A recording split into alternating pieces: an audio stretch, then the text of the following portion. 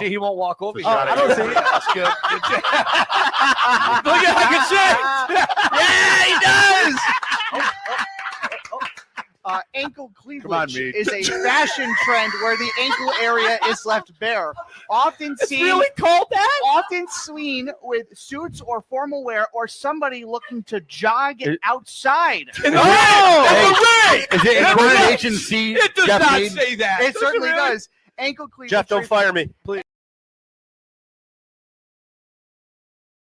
If you take pride in anything you do, you got to be the fucking motorcycle. I got food delivery guys all around me. So yeah, I lead the NBA. Nobody else keeps stats on this. I steal T-shirts from little children. I love this guy. And then I give them back to them because I literally embarrass their dad. I'm like, yeah, your dad's not making that play. And then I go give the T-shirt to the kid. I got like 200 of these things. I love that. Yeah.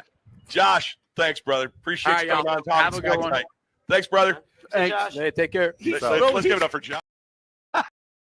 No, I tagged him. Like I've heard from a lot of people, but I have not heard from Tracy yet. The one thing I think I might have fucked up is I don't know if he was 100% bleeding from his nose. It might have been the towel design. So I stated that.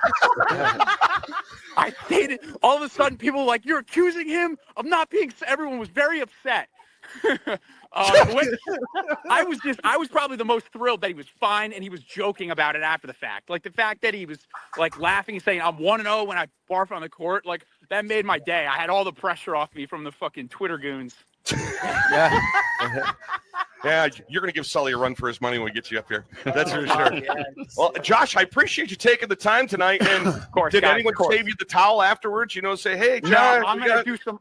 I have some inside people down there close to the court too. So I'm gonna find that towel. I'm gonna see if it's a design or not. So can we ask Josh one more question? Sure, go ahead. Where are you right now?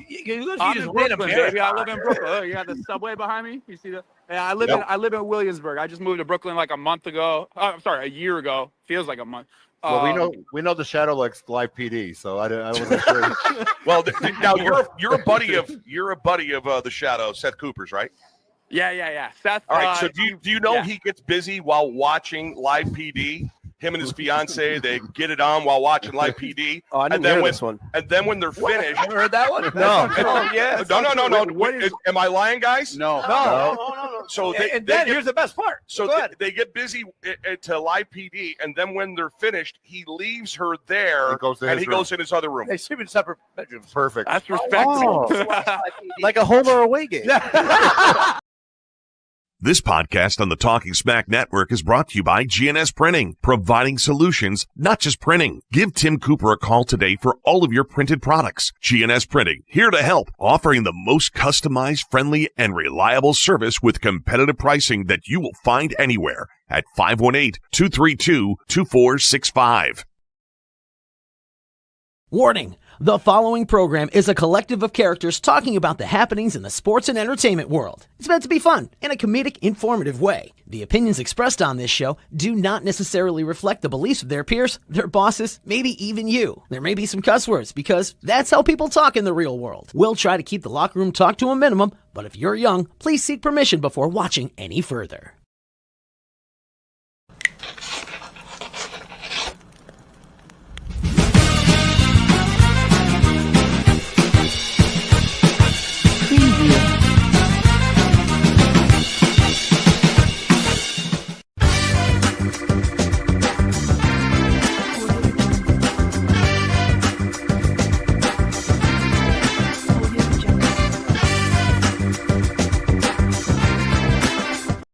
Fixing my hair before we get ready for the big show here tonight.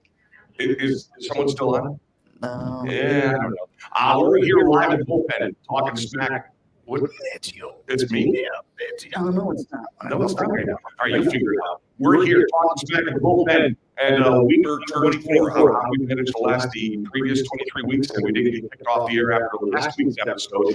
I still have no clue how that happened. You're not going to be tonight, your excellent host. As it says right there underneath mine, All right, so there he goes. There goes the shadow. He's taking care of business. He's producing. This is live. It was actually both, because if you look at the screens, you can see who's muted and who's not. Oh, that's amazing. Yeah. Tears are falling playing over here. That's not muted either. He's still not muted, Fred, and neither are you. And neither is Dave. Well, I can't be muted. Well, I have the audio But going. Dave's through. not. Yes, Yes, he Oh, is. yeah, He is now, okay. yes. All right, so let's start that over again. Hi. Hey, what's up? It's Talking Smack Week 24 upstairs at the Bullpen. Great to have you along. Dan Miner along with my cast of idiots and ready to rock and roll tonight. Let's get to it. Going to start off with the intros. A guy that's getting ready. Look at you need to adjust Yeah, I'm gonna. There you go. You're a full-figured gal. Dude, I think that's the first time I've seen Hank give Dan the look. I missed it. Well, it's all right. Ah, boy. We'd like to welcome a guy that's getting set for your preseason opener coming up on Yeah, Saturday. We're playing the Green Jackets. New York Finest. So all these police are going to be all over the field? Yeah, there's about 65, 70 of them, they said. Holy wow. cow. So, You need us to come out of retirement? what? Yeah. Nah, that ain't happening. You're I'm not. My days, that's over with. The NEFL Executive of the Year. He is Hank Pelton, a.k.a. Snacks. Welcome to the show, brother. You know, they say in order to be the man, you got to beat the man. And right here, right now, upstairs the bullpen, he is still the man. Ladies and gentlemen, RJ Stockdale. Woo! So listen, guys, I wanted to take this platform, extend an olive branch out to everyone.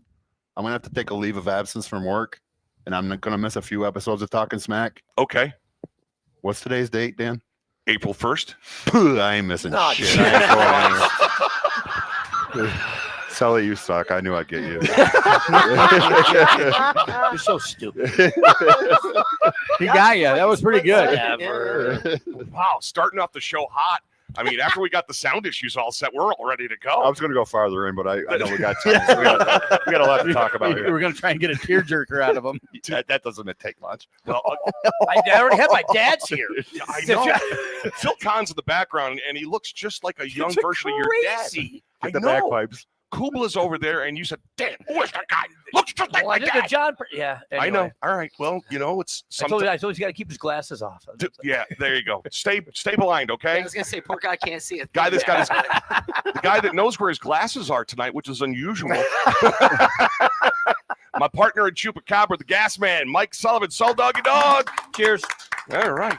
Also joining me here today, my right-hand man for many things and been with me for 30 years. Yeah, that sounds about right. It's somewhere around there, give or take a couple of months.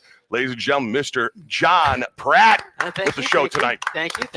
Good to be here. as Also here always. tonight, producing as he always No. does. Go to our guest first. You Go want me to go to your guest first. Yeah. Wow. Wow, Yeah, pushy. look at He's that. like- He likes to close. He's a closer. Oh, Yeah, he's man. a closer?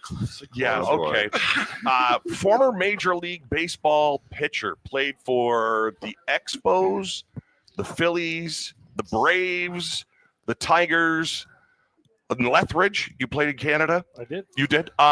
Glens Falls native, Dave Palmer to the show. Great to have you on. Glad to be here.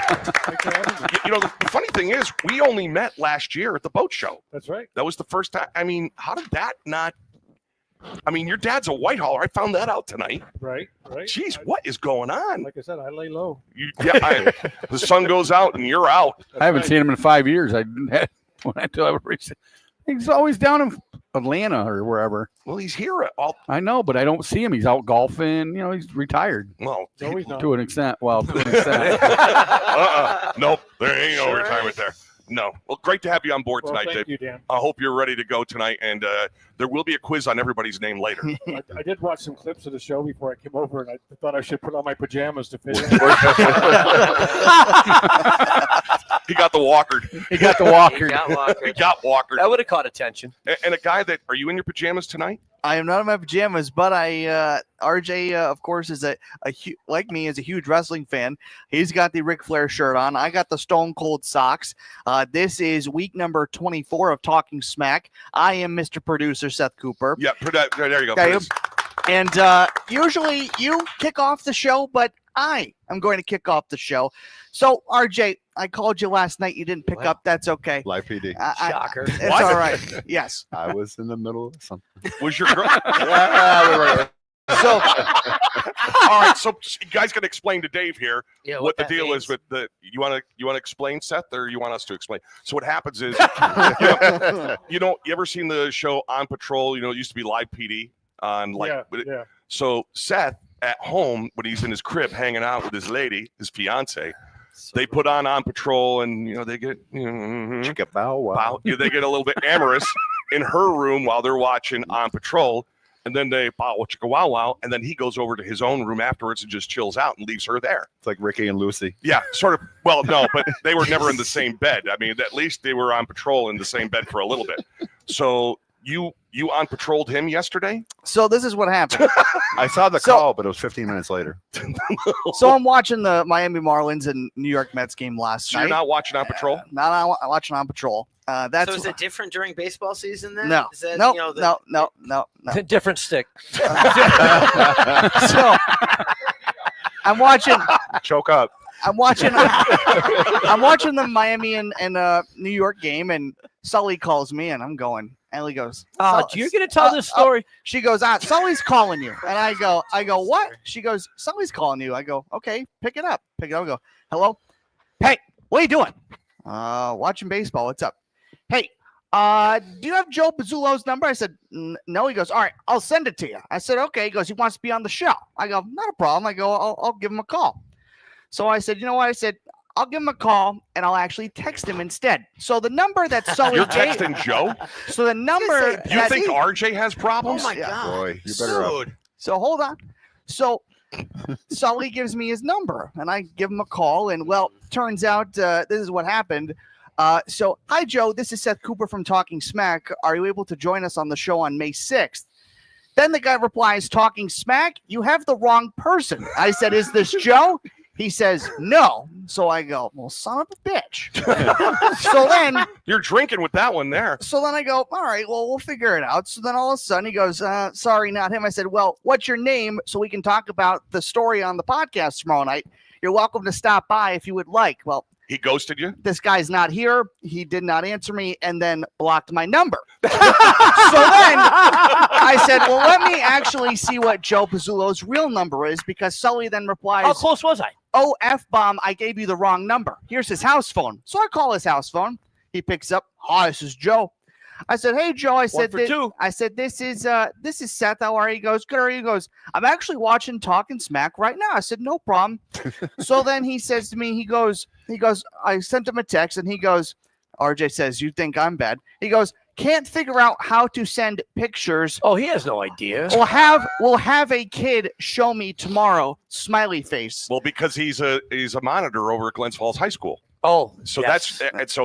kids are going to do it for him. They'll have pictures like this. Yeah, I was gonna say he's gonna get like They'll punk him out. I actually have some pictures of Joe. So then I said, I was like, all right, no problem. So then Joe's in for May 6th. Yes. But just want to let you know, if you ever get a cell phone from Sully, it's probably not the right one. That's okay. Listen, I'm going to be honest with you.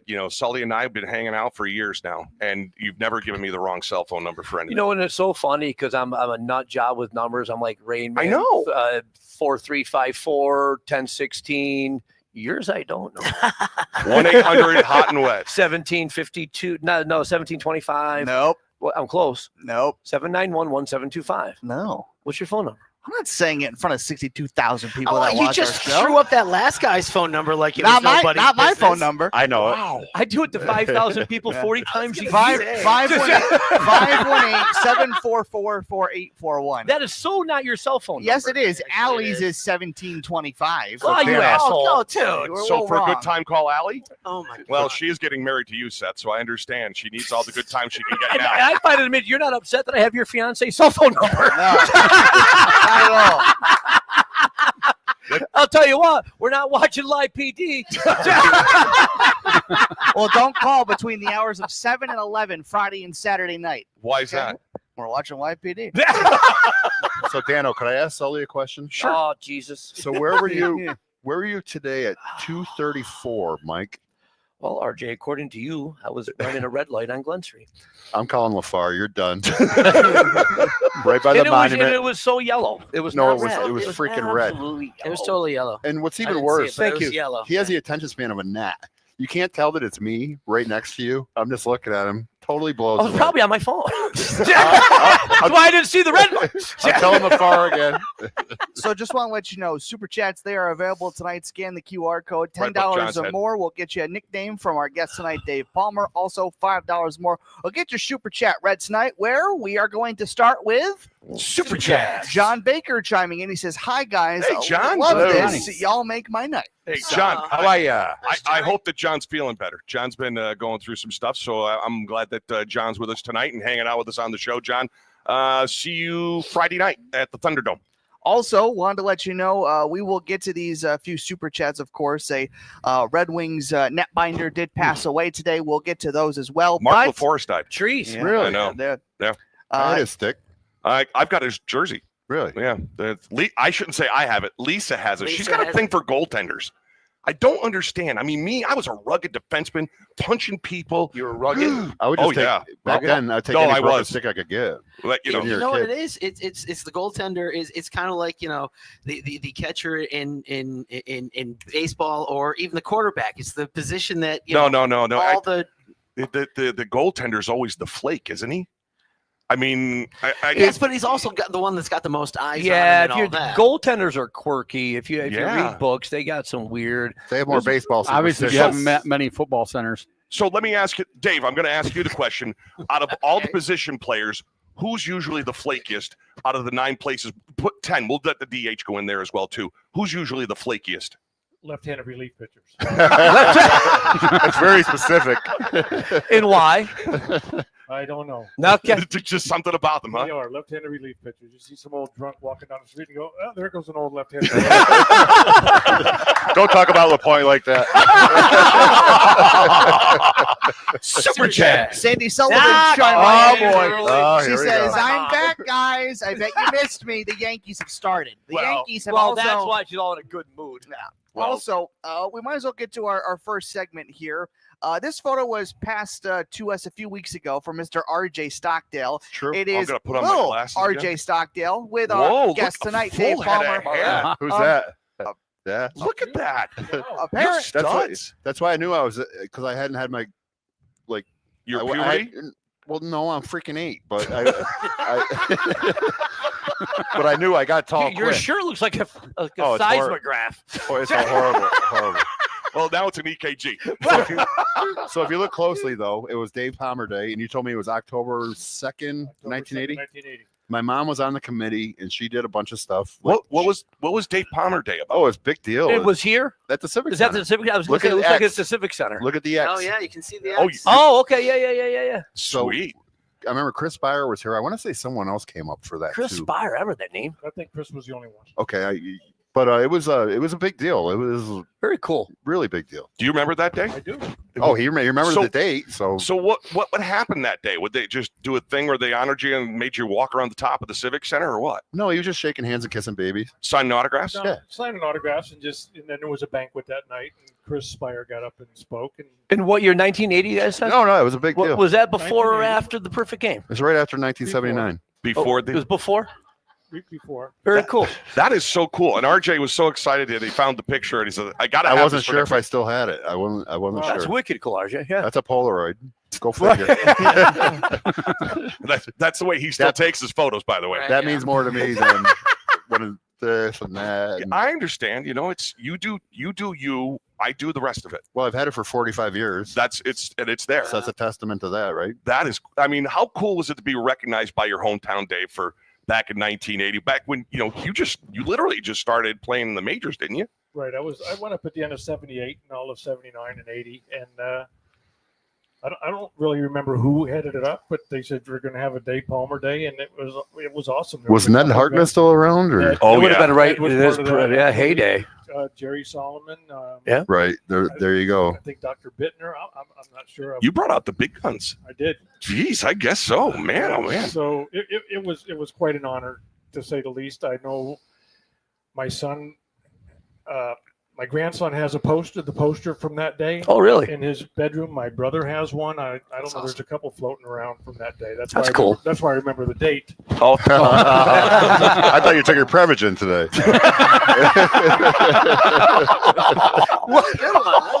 You just met again. It's been 43 years. Yeah, 45 years. No, I'm still not signing the autograph. I already got it. Well, speaking So hold of, on. So speaking of- you didn't sign the autograph? He couldn't. I wanted him to sign my card, but he needed a special pen. Oh, so you didn't have a Sharpie, or did they even have Sharpies Sharpies back then? back in 1980? I'm asking. I don't know. I Yeah, don't. they were just coming out probably. There's like like a a number special, 2 pencil. No, I think it didn't have an eraser on it. No, I think there's like a special red pen he used to sign. Well, it was a Sharpie type marker. Yeah. Right, thin, really Permanent thin. marker because if you use an ink pen on a baseball card, it just scratches. It's awful. Then you put it in your Use a spokes of your magic bike. Marker and- just kind of wipes right off. So Yeah. I did that with the points. You did what? Gave the points. I said, "Oh yeah, here's all the cards." Because I found a stack of them somewhere. Not mine. They were in a box. And I go, "This is what people thought of your cards." Wow. He'll be joining us. Well, we April- all did it. We all did the it. thing is, I should have signed it back then. well, speaking of getting autographs, you had a heck of a time getting the Expos hat, the Braves hat, Right, so- and so there's the a lot deal going is- on here. So the deal is, Sully's a diehard Phillies fan. Johnny's a Braves fan. And I know RJ loves the Expos as well, too, because that's a part of that for something, even though I'm not a diehard Expos fan, there was something about the Expos being so close. That 94 team, the year they had a strike, it should have been Yankees, Expos, Yeah, World Series. Yeah. No? I was going to say the Braves were pretty good that year, if I remember correctly. Well, if I remember, they That- only played about 70 games. Yeah. Yeah, but That that 162 game season. play the World Who Series. was that team that blew a 30 game lead or 20 game lead? The Red Sox. Yeah. I think it was 1978. I'm not So quite they're sure. like 14 games in like Yeah, August. In August. Yeah. So anyway, it's hard to win over 162 games, but those two teams were awesome. They were. But The only problem is the Expos. I don't recognize that team because I don't like the uniforms. But they had No, the pinstripes and the plain blue hat. The Expos had pinstripes at one point? Oh yeah. Yeah, they do. There's, Really? Yeah. I could name a lot of guys off that team. Oh, They that were was a great stacked. team. They were in the Hall of Fame. Pedro, Larry Walker, Grissom. Lou. Keith Grissom. What was the name Marquise of the Grissom. mascot? John Huh? Wetland. They were What was the name Wetland. of the Expos Youpie. mascot? Youpie. Youpie. Yeah. Youpie? Yeah, they were stacked. Youpie. Yeah. What Just did it say? Remember Youpie? Yeah. What was it? Youpie is. It was We- a. Nobody knows. All right. He was- Yeah, that's a good point. Well, I'm you not mentioned- sure what it was. You mentioned Youpie. Youpie is now the mascot for the Montreal Canadiens. So they took the Expos mascot and made it the Canadiens mascot. I don't. And what is Youpie supposed to be? We don't know. It's got to be French for He was, something. he was actually Would be my he guest was actually producer. ejected from a game. Ejected for. I mean, I read that. yeah. John McSherry, who was a really great guy, good umpire. Youpie was up in the stands, and John McSherry was a big guy, and he made a bad call. And Youpie's like sitting there doing this, mocking him. He's like, "You threw him out You're again." out. That's awesome. Really? Yeah, you threw him out. Man. Can I ask Dave a question? Sure. In your experience, the best baseball mascot you ever dealt with, who was the most entertaining? hands the down. San Diego. San Diego. Yeah, all right. I That's know. that- There's not none of I thought you were going to say the Philly Oh. fanatic because Oh, Well, he's right behind him, though. He is, but the chicken is the original guy. Oh, classic. and we- I think know, the San Diego Chicken made an appearance. He was. right at the At- Glen Sox game, or maybe it was the No, Tigers at he that did, point. He did a Was it Red Wings hockey game. Was yeah. it? I knew it was something. I remember Max Pankin over at He was good too. over at East Field when I was a kid. He Oh, was doing all really? yeah, he was doing all the. Yeah. I had no idea what the yeah, hell it was. When I was the chicken was the best. He was a great guy, because you get to see him Ted in a lot of Gianolis. uniform. Yep. And the fanatic was great, but he was riding around the field on that four-wheeler. Right. And he was dangerous. So when I was in Montreal, we had him pinned up against the outfield wall throwing baseballs at him. no pepper games. No, we weren't trying to hit him. We weren't, but because he was dangerous with that thing. I can remember him traveling. I mean, how he didn't flip it more often than what he did is still beyond me. You know what? Because there again, you get to see him under the stadium. And I played for the Phillies and stuff. He's a tremendous athlete. So when you're The playing, guy, the fanatic was a great athlete. oh, he had to I be. think he had to be. You gotta be in there. Well, Yeah. You No, can't be a slob, and because No, you know you- how hard it is to get underneath those mascot costumes. I mean, you've been in there a few I times. got Well, a resume. and I mean- did you know that the MLB mascots, if you try out to be a mascot, you have to pass an MLB physical?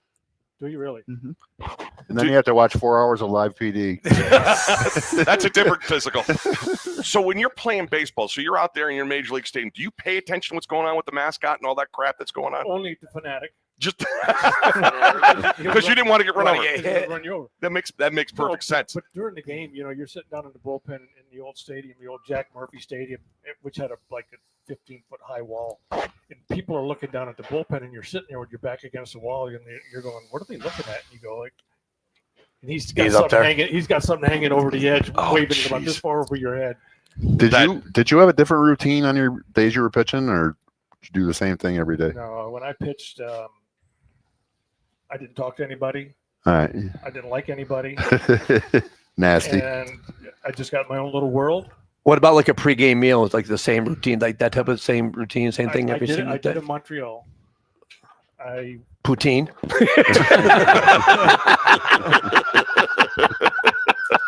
No, a 9-piece bucket of Kentucky Fried Chicken and a Coke. Really? Oh, What? wow. Really? Oh, you were a health nut. Sacrifice the fried chicken. How much I charge you? They got me for $40 for 2 pieces of chicken the one time I was there. It was $1.99. Well, you're a pro. Well, didn't you get lost? 79. Oh no, we didn't Yeah. get lost. They broke our window, and then I got electrocuted. And Oh, when you were at the, oh god, I don't know if you have a plan for this, but Go ahead. I saw Darryl Strawberry hit a 490-foot home run. And then you got electrocuted. No, that's before. That was before. So I was watching old clips last night of Dave, yeah. and I think it was kind of like a protocol thing that someone had to drill somebody. All right, Snacks, you want to jump in now? Well, we were sitting in the office, and I had mentioned that somebody was going to do something with Darryl Strawberry, and he goes, "Oh," and I said, "What?" And he told me about the fight. No, not the fight. It wasn't a fight. It wasn't a fight.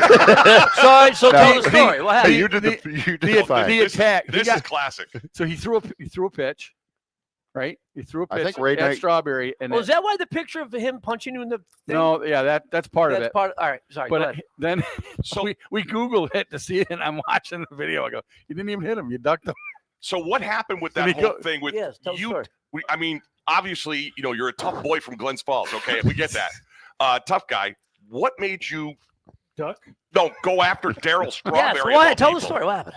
All right. He had to drill him. I had to. The night before, one of my best friends, Zane Smith, was pitching, and Zane Smith. Gary Carter hit a home run off him in the first inning. And Gary, who was a super great guy, I love Gary Carter, but Gary was exuberant, and he comes out and he's doing a curtain call. This is in July. Gary's out there, pumping doing his Gary thing, and I'm sitting next to Willie Stargell, who is the guy I loved more than any guy I ever was around. So he was coaching at that point. Yes. With Okay. the Braves. Pops. And he says, I don't understand why we just let that happen and nobody does anything about it. And I said, well, I'm pitching tomorrow, and if that happens tomorrow, I'm going to hit the next guy. First inning, Gary hits a home run, does this curtain call thing and all this, and I'm going, Oh crap! just don't hit him in the head. Just don't hit him in the head. I don't even think I could throw a ball that high. So I hit him in the hip with a 78-mile-an-hour fastball.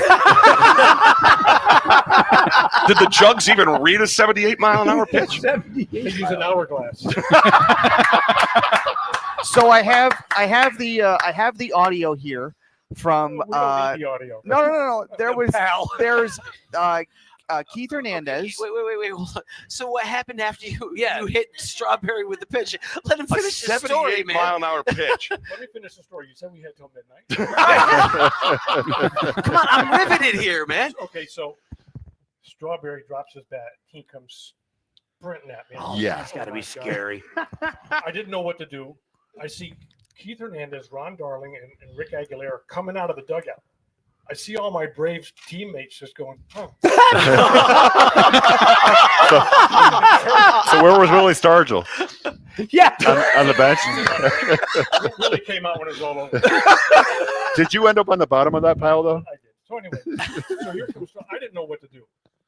So I just took my glove off, threw it, and ducked. It scratched me right by the eye. Oh, jeez. And about that time, the umpire, Jerry Crawford, grabs me from behind. Yeah, I watched it last night. And he's got my arms like this, and here comes Darling, Aguilera, and Hernandez. Oh, Jesus. And he lets go of me, and the three of them just wipe me out. Now I'm down on the bottom of the pile, and by the grace of God, my right arm is just laying on the ground. My left elbow's like this, and Keith Hernandez's face is right here. Oh, He's God. like this, screaming at me. With his smoke breath. Oh. Screaming at me. You didn't have to do that. You didn't have to do that. Da, da, da, da, da, da. And I said, well, you guys are over there. We're having a conversation. So you got all these people on top of you. And then all of a sudden the pile got like 220 pounds heavier. That was Zane. Oh, jeez. Zane goes, Dave, no one was helping you. He goes, I was trying to get to the bottom of the pile. Oh, my I said, God. well, thanks for you jumped on me. But so me and Keith had this conversation. You know, basically, you shouldn't have done that. Da, da, da, da. Well, 3 years ago, I think it was 3 years ago, I was asked to introduce Keith Hernandez at the New York State Baseball Hall of Fame. I had never met the man other than him. So I did the Marv Thornberry for you older guys with the military commercials. I don't know why they asked me to do this. Because the last time I saw Keith Hernandez, he tried to beat me up. So anyway, he said something private to me under the pile, and we'll just leave it there. So he walked up on stage, and I went over, with no mic. I said, Keith, glad to finally meet you in person. He goes, remember what I told you? No, you remembered, really? No way.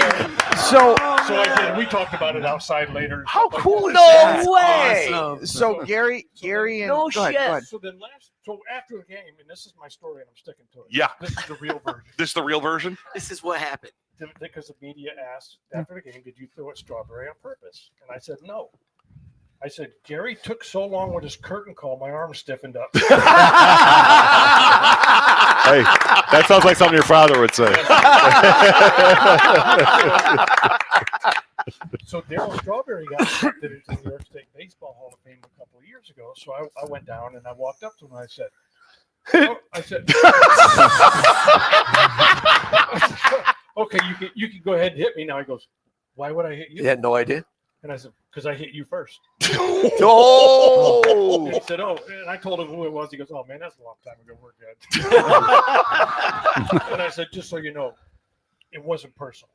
Yeah. Business. And I said, and thank God you didn't get your hands on me because I saw you go in the dugout after Juan Benitez. Oh, remember you remember that? Oh, my That God. might be the worst brawl I remember watching. No, when as a Tino kid. got drilled. Tino got Yeah, drilled. that might be the worst brawl I remember watching. Between Strawberry and Graham. If he'd ever gotten to him, holy Christ. Yeah, Graham Lloyd, Jeff Nelson. Yeah. Right? Yeah. They had a bunch of monsters. I've never seen anybody that So mad. that's my hitting Darryl Strawberry story. You know, that was the way the game was played back there. Looking Yeah. back at it, it was stupid. Yeah, but know, still. Yeah, I hung Gary a curveball, he had a 3-run homer. That's bad on me. It's not Strawberry's fault. But Paul O'Neill did say the other night, after the 3 home runs on 3 pitches, Michael Cave. I'm drilling somebody. He said no, because after the first 2, the third guy would have gone down. Yeah. Yeah. Yeah. That's But that's not in the that's game not anymore. it's not the way that it's that mentality's gone. Right. I mean, understandably so, Right. because the pitchers of today not necessarily have the great control when they're going after somebody. The next thing you know, they're They're headhunting. throwing 100 miles an Yeah, hour. they average 98 miles an hour. Why? Yeah. Why? Well, I know kind of know. Why the difference in speed? Like your average guy, nobody ever threw 100 miles. Nolan Ryan, right? One guy. Is it just conditioning now and different ways of training? What's the difference between the way the guys throw now and the ways they threw back then, which leads to the other topic about complete games and all that stuff. But Yeah. if I'm jumping ahead. Well, I think it's a couple things. One, they're not going to pitch 7, 8, 9 innings. So they're going max effort from pitch Actually 1. makes a lot of sense. Okay, Right, you gotta only- pace only the yourself, relief right, if you don't pitchers gotta will go come in and throw Yeah. max effort. It's more They throw a specialized good for- now. You know, good for 1 inning or 2 innings. You know, back in the day, Sparky Lau would pitch 3 innings to get a save, but the closers were max effort guys. Yeah. Starters were 80%, you know, to 90%. And they get a guy on base. They say, you know, that now you reach back for a little extra. Well, these guys are throwing 100%. Everybody's caught up in this spin rate, which is just Tommy John Central. I don't understand it. When I hear them talking about that, they've lost me. Can I ask them a question on this? I always thought, because they throw the fork ball now, I always thought anyone that throws the fork ball, they put so much torque on their elbow. Right. And Bruce Sutter was the guy that invented the pitch. And I think that has something to do with it too. Well, the split finger fastball we call them elbow eaters, because if you throw a baseball with your fingers behind the ball, the fingers take the shock. You spread your fingers, there's nothing there to take the shock. So it's like throwing a wiffle ball as hard as you can. That hurts more than throwing a football. Yeah. So the starting pitchers are going max effort, and they know if they don't throw 96 to 98 miles an hour, they're never going to sign a contract. They're never going to get drafted. And they're just going to go as hard as they can until they blow up, and then they just bring the next guy up. Yeah. And I think a lot of times, though, too, if you see someone twice, and he would tell you that, your third time around, you're like, oh, God. You know what I mean? If you see someone coming up. We didn't have that problem. But you did it. That was what he. Yeah. Because when you came up for the third time, I remember how I got you out the first two. Yeah. Yeah. I didn't necessarily pitch you backwards. I mean, if I executed my pitches, I was going to get you out more. You did have nasty curveball. So I'll give you that. Dave, that was Dave's story of the incident. Here is Keith and Ron talking about the incident. Oh, geez. Oh, they're here. That's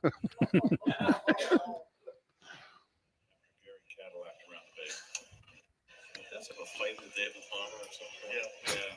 He hit Darryl after Gary Cadillac around the base. Well, Gary hit I think he hit a grand slam off him, but he hit a home run anyway. And then he had the curtain call. And by that time, David couldn't take it anymore, so he hit a straw. And then what happened? Well, I know that Keith and I ended up somehow in the pile with David Palmer, because I heard Keith. I knew it was coming. Keith was talking to David Palmer under all these bodies. David was getting shellacked. And shellacked. And this season he was getting shellacked. He was frustrated, and then Gary did Gary. You were frustrated? The Ed Sullivan show in front of home plate, and he hit Darryl. And I was the first one out. My question about though is when Palmer hit Straw and Straw headed to the mound, what did Palmer do? Did he confront him? No, he did because I remember in Dunedin, this is line for a base hit. When Jeff Musselman hit Straw. Yeah, that's yeah. So I mean, revisionist history is revisionist history. You did it because of Pop Stargell. So let's be honest, calling it like it is. I mean, without Willie Stargell, a Hall of Famer, telling you what to do, you would have. Well, he didn't tell me to do it. He just said, I can't believe it. He did it in a kind of nonchalant way. But not only that, they had two guys on the deck circle. Do managers actually, back in the day, do they actually tell a pitcher, I want you to hit this guy? Well, off the record, except we're in front of a lot of people. He's retired. Between 60 to 80,000. Philly fan. When I was a rookie, I was pitching against Nino Espinosa. Okay. And every time he got somebody 0-2, he threw it at their head. And Bob Boone came up, and I got him 0-2, and Gary gave me the thumb, which means knock him down. And I threw a pitch up and in, and he grounded it out to short.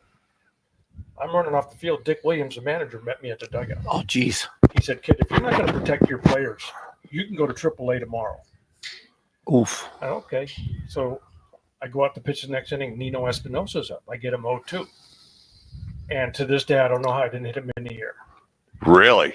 And when the inning was over, running out the field, Tony Perez was the first guy to come up, tap me on the rear end and say, you can pitch for me anytime, kid.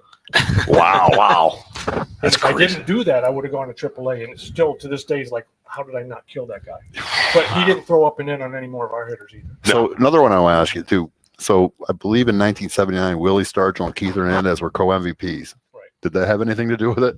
Maybe I just don't like the Mets. I just want to drill somebody.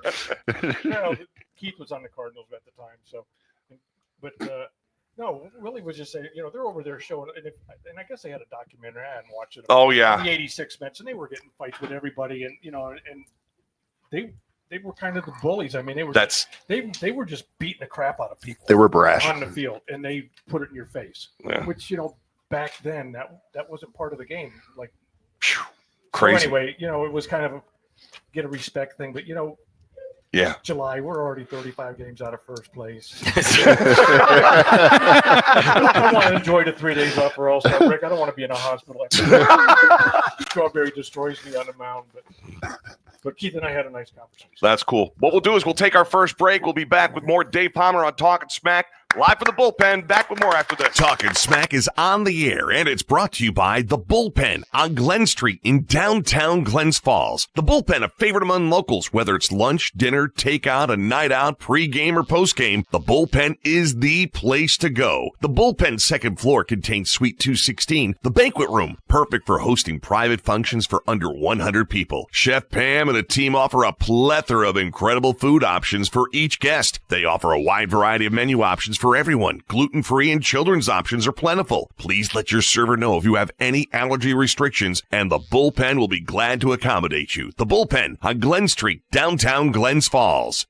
GNS Printing, providing solutions, not just printing, has been the place for printed products and competitive prices and unbeatable service in the Glens Falls, Queensbury, Lake George, South Glens Falls, Saratoga regions, and up and down the East Coast. Family owned and operated by Tim Cooper, GNS represents his two children. Gabby and Seth tells you everything you know that this is truly more than just a business. It's family. Celebrating its 24th year in the printing business, GNS Printing is your place for all your printing needs. Whether it's stationery products such as letterheads, envelopes, business cards, notepads, cut sheet form, marketing products such as brochures, presentation folders, postcards, newsletters, door hangers, posters, banners, trade show booths, rubber stamp ideal self-inking stamps, die plate dater stamps, handwood stamps, seal presses and embossers, continuous form carbonless forms, carbon interleave forms, single or multi-part forms, unit sets, handwritten forms, carbonless stud and edge glued, carbon interleaved, all sizes available, checks, laser checks, continuous checks, uniset checks, pegboard checks, 3-on-a-page checks, label stocking, custom labels, laser labels, mailing labels, direct thermal labels, thermal transfer labels, barcode labels, graphic art design, custom design logos, artwork, brochures, forms, whether you need a single one-time order of business cards or a complete company analysis of all your printed products, GNS Printing is here to help, offering the most customized, friendly, reliable service with competitive pricing you will find anywhere. Call GNS Printing today, 518-232-2465. The Adventure Family Fun Center, the ultimate place for your class trip after prom party, family reunion, or social event of the year. The 1,000-foot outdoor go-kart track is the largest and most exciting in the area. Take a spin on the Le Mans indoor go-kart track. Get your friends together and face off in their multi-level laser tag arena. Buckle up and hop into an adrenaline-pumping round of bumper cars. Score the ultimate gaming experience in the arcade and test your target skills on our all-new airsoft range. Adventure Family Fun Center, offering several different adventure specials, including birthday party packages that come with your own party room. You're home to the best in family fun in the Lake George region. It's the Adventure Family Fun Center on Route 9 in Queensbury. Oscar Smokehouse on Raymond Lane in Warrensburg. Why don't you stop on by and see what they're smoking? Oscar Smokehouse has a great selection of smoked meats and cheeses. They carry a number of specialty items like their more than mustard, maple syrup, cheese spreads, beef jerky, and apparel. You'll also find a wide selection of meats including chicken, sausage, bacon, ham, plus their homemade stuffed burgers, salads, ribs, and steaks. Oscar Smokehouse on Raymond Lane in Warrensburg. Come on by and see what they're smoking. We're back here at Talkin' Smack, and we're all back. And well, almost, because tonight we're staffer short. Tonight, Jacques Quintal was supposed to be with us, but Jacques is feeling under the weather after putting together all those Talkin' Smack bacon snacks. Yeah, buddy. Well, no, it's not. He's not here. We didn't get any. Okay, I got to ask the question, though. We know somebody that happens to work in Warrensburg pretty much every day or so, close to it. Who's that, John? That could have perhaps maybe brought some Talkin' Smack. Well, he doesn't have snacks. He doesn't have that purview to be able to just grab the Talkin' Smack bacon snacks. Hey, it helps you turn your microphone on. Easy there, fella. Dang, man. Man, oh, You should be nice. Yeah, you should be. Yeah, really. But, He gets all feisty sometimes. You ever notice should we that? take care of some super chats? We should. There's a All lot. right, here we go. Super chat. Nathan Brimmer chiming in. Dave Palmer. To be fair, Ron Darling was more likely to hit Lenny Dykstra than Dave.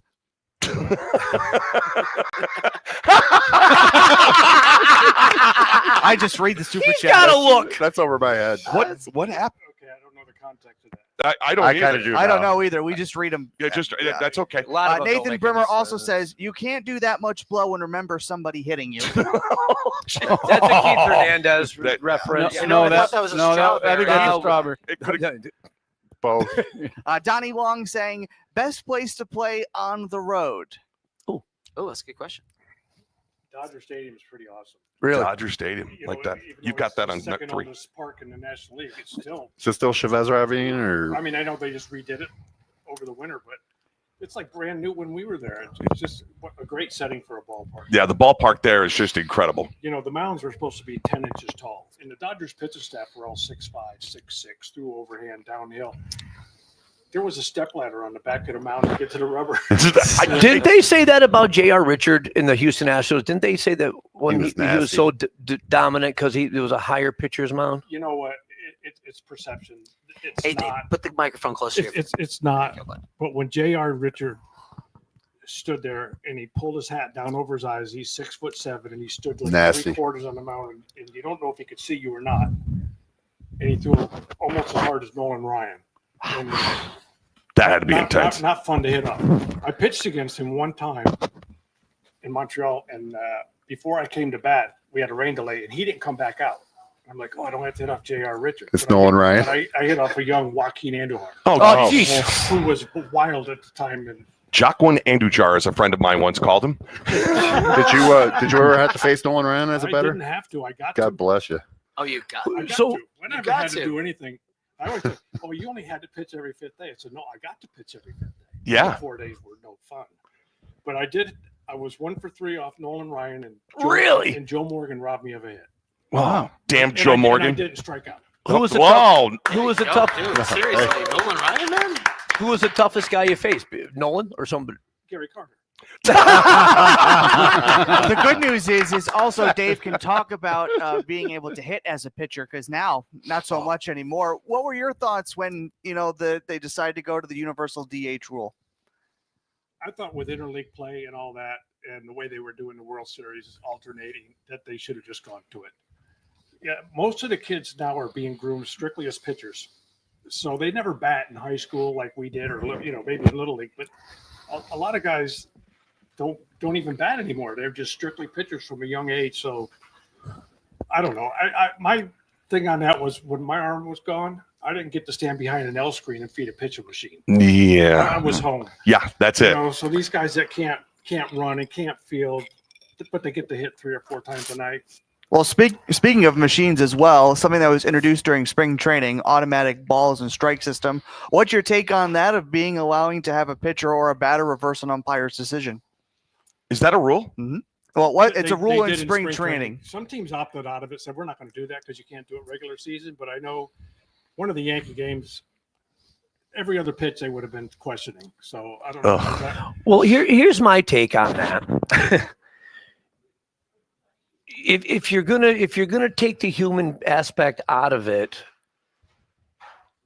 I lost my train of thought. Baseball's baseball. And that's Game of failures. and that's what makes it so special. I mean, Is it a certain thing like you can challenge only certain many times? So in the minor leagues this year, they're doing it only in the minor league. So each batter or a pitcher gets 2 challenges Oh, per. so- and that's the issue. So we're not so concerned about getting it right. We want to get it right at the right time.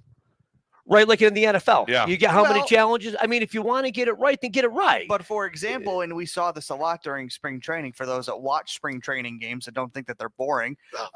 Flip. There's a I few- think they're boring. There's a few situations where the bases are loaded. It was a 3-2 count, and the umpire called them a strike 3, and it ended up being a ball, and they end up getting a run in, and the inning continued. Dude, I honestly, I would hate That's that. baseball. Dude, I would hate to see that in a regular season game. Seriously, to be able to. Well, that's to my challenge point. something like that, there man. shouldn't be It's a no di- challenge. but If it's the no object di- is to get the call right, what difference does it make if it's the first inning or the 9th inning? Different If- umpires have If different you're strike doing it zones. to get it right, well, then get it right. But what about in hockey? You can challenge. Same thing. It's the So same what's thing. what's monitoring the strike zone? There's a robot that. So they go to New York. Basically, robot. and New York basically gets into the umpire's ear and says, "Nope, that's a strike or that's a ball, So and then they show it on the big screen. See, Elon Musk is taking care of everything. Well, you know, in I had tennis they have the electronic, Yeah. fall. The eye, yeah. Because these people standing behind there watching guys hitting tennis balls 100-something miles an hour can't tell if it's in or out. But that's yeah, more but if you hit precise. slow-mo in tennis, you can see But the they ball do hit it the line. every time, though. The guy doesn't challenge one, right? Isn't it? If the ball's out, it's strike out. zone They look is in- at the thing. But Do a they strike chance to zone's in the challenge it? air. There's no square. Go I'll ahead. tell you what, the hitter, the catcher, and the pitcher know what's a strike and what's not. Right. They know. And except for Soto. The- Everything's a ball. If he doesn't Every- swing, if he Yeah. doesn't swing, it's a ball. No, Really? but I want to ask Dave though. So like different, you just want out of an umpire who's behind the plate. You probably want consistency. If he's calling a high zone, you want a high zone. If he's calling a low zone, you want a low zone. Be consistent with what you're calling. Absolutely. And you know, back in the day, you had National League umpires and you had American League umpires. Right. Oh. So if I was pitching the third game of the series, the umpire crew would come out and I would see who went to second base because he's going to get me behind the plate. And I knew his strike zone. Rotation. I knew his strike zone. Well, it also brings up a good point. We got a super chat. A strike zone to Altuve versus a strike zone to Aaron Judge is going to be a lot different. Not a lot. If they stood A next strike's to a each other, strike. I bet their knees aren't that far apart. I bet their knees Yeah, aren't that fair far enough. yeah. It's, apart. Okay, you know, to the letters, obviously it's different. but the knees are the knees. The knees are the But knees. not a lot of guys can make a career throwing up by the letters. No. Who last Right. night living up that high? It's got to be tough pitching to Altuve, honestly. Well, it's, jeez. Here's what I always tell the kids that I coached, and I heard this about Steve Carlton. Lefty. We're playing in Philadelphia, and Larry Parrish would always go in and work out with Gus, and then Larry couldn't move his arm for 3 days because he's walking around like this. So he got scratched from the lineup, and Tim Wallach was in, and he's batting fifth. So John Vukovic went up to Lefty and said, "Lefty, there's a lineup change tonight for Montreal. Parrish is out. Wallach's hitting fifth." And this is John telling me the story. He said, Lefty just stared a hole right through me. And John said, "Lefty, did you hear me?" And he said to John, he goes, "Don't you understand? I don't see the hitter." So it doesn't matter if Judge is up. Oh, yeah. It doesn't matter if Altuve's up. All I'm looking at is the glove. Catcher's mitt. That's If makes I a lot start of looking sense. at the hitter, now I know who's hitting, Yeah. so I know where they're vulnerable or not.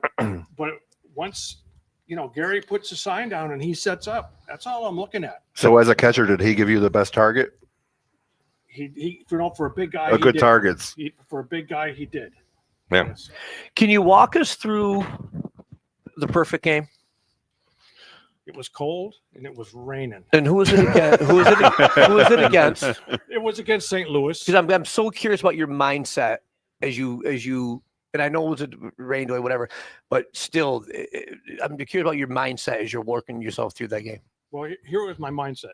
The first game of the doubleheader, Steve Rogers pitched, who is my idol. I love Steve Rogers. Steve was incredible. He was great. He was amazing. They had 2 or 3 rain delays in the first game, so that took forever. And then I was delayed once or twice going to the bullpen to warm up. Are we going to start this game? Or are we not going to start it? And we jump up to a 4-0 lead. And the only thing I thought about was getting 5 innings in before it rained. So you weren't thinking perfect game. No, You're just like, get the no. 5. Well, whoever No. who does. Yeah. And after the 5th inning, Bob Force took the mound, and after about 3 or 4 or 5, I don't remember, in the top of the 6th inning, they said, "Okay, that's it. Put the tarp on the field," because it started pouring, and then they have to wait an hour and 10 minutes or hour and I don't know. So I'm in the training room. I wasn't going to go back out. I'd already pitched 5 innings. It was 1:00 in the morning, Yeah. and they came in and said, "The game's official. It's over. You got a perfect game." Did you realize you weren't thinking about it? It was only 5.5 innings, so you weren't Well, even thinking about it, or were you? Well, I was just thinking about getting the game in to get the win? official to get the win, get us a win. I didn't think about the shutout. I didn't think about a perfect game or any of that. I just, and I was just sitting there. Yeah. And if it didn't rain, I was ready to go out for the 6th inning. And, to say I would have got 12 more outs. Yeah. My Okay. money's on you. Sometimes getting one more is enough. Yeah. It's hard, but No, I didn't think anything about a perfect game. I didn't think about, wow, they haven't had a base runner. All I thought about was Get the ball, game in. throw the ball over the plate, and let's get the game in. It's a team player. That's Yeah. cool. No. So to follow that story up, so the following summer, I went to Cooperstown with my family, and if I remember correctly, your cleats, glove, and a hat, something. You had something in the Hall of Fame the following summer, correct? The ball in the hat. Ball in the hat. Yeah. So the following summer, I went out and saw that stuff. It was kind of cool. Yeah, I've been to the Hall of Fame. That's all. I've been in the Hall of Fame. They took all that stuff out because they rotate stuff. Yeah. Right. And then Faye Vincent, for some reason, said any game under 9 innings is not considered a no-hitter / That's perfect bull game crap. I think it is too. Where's the hat and the ball now? in archives. Oh, really? Yeah. If you wanted it, could you get it? Yes. Really?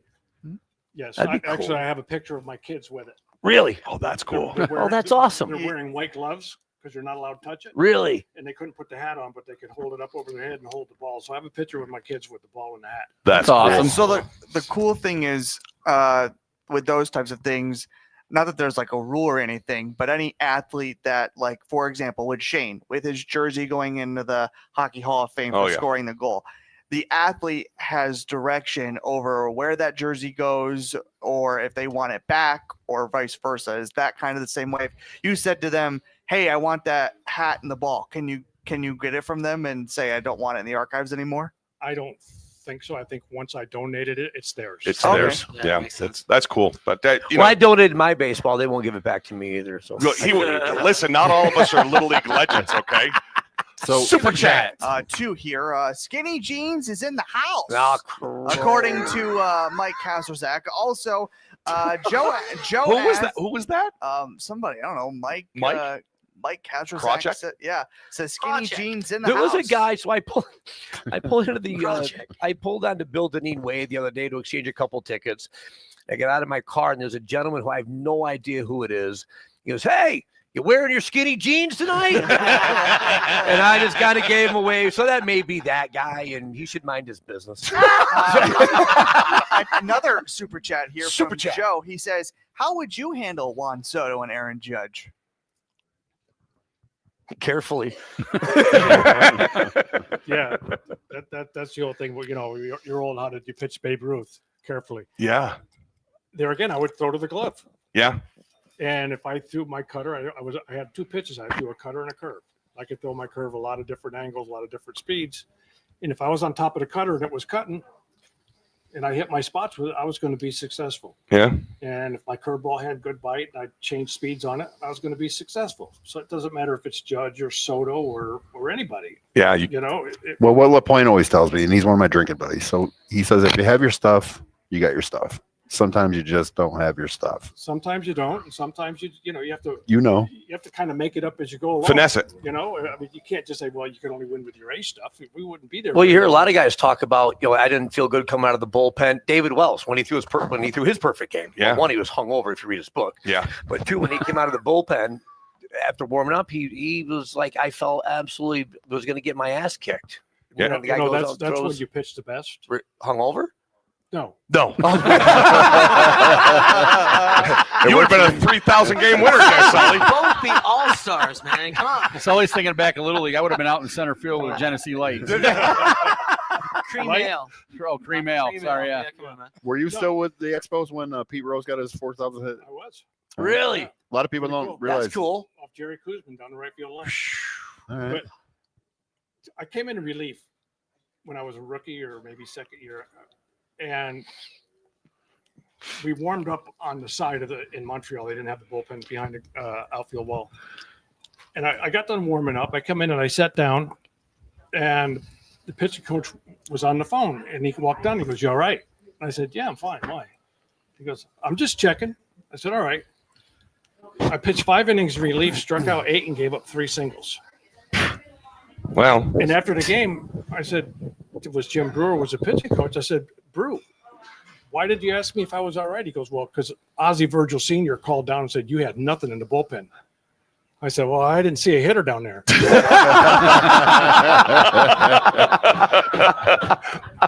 super chat. Andy Camp chiming in. He says, "Can we all go to the Hall of Fame with Dave?"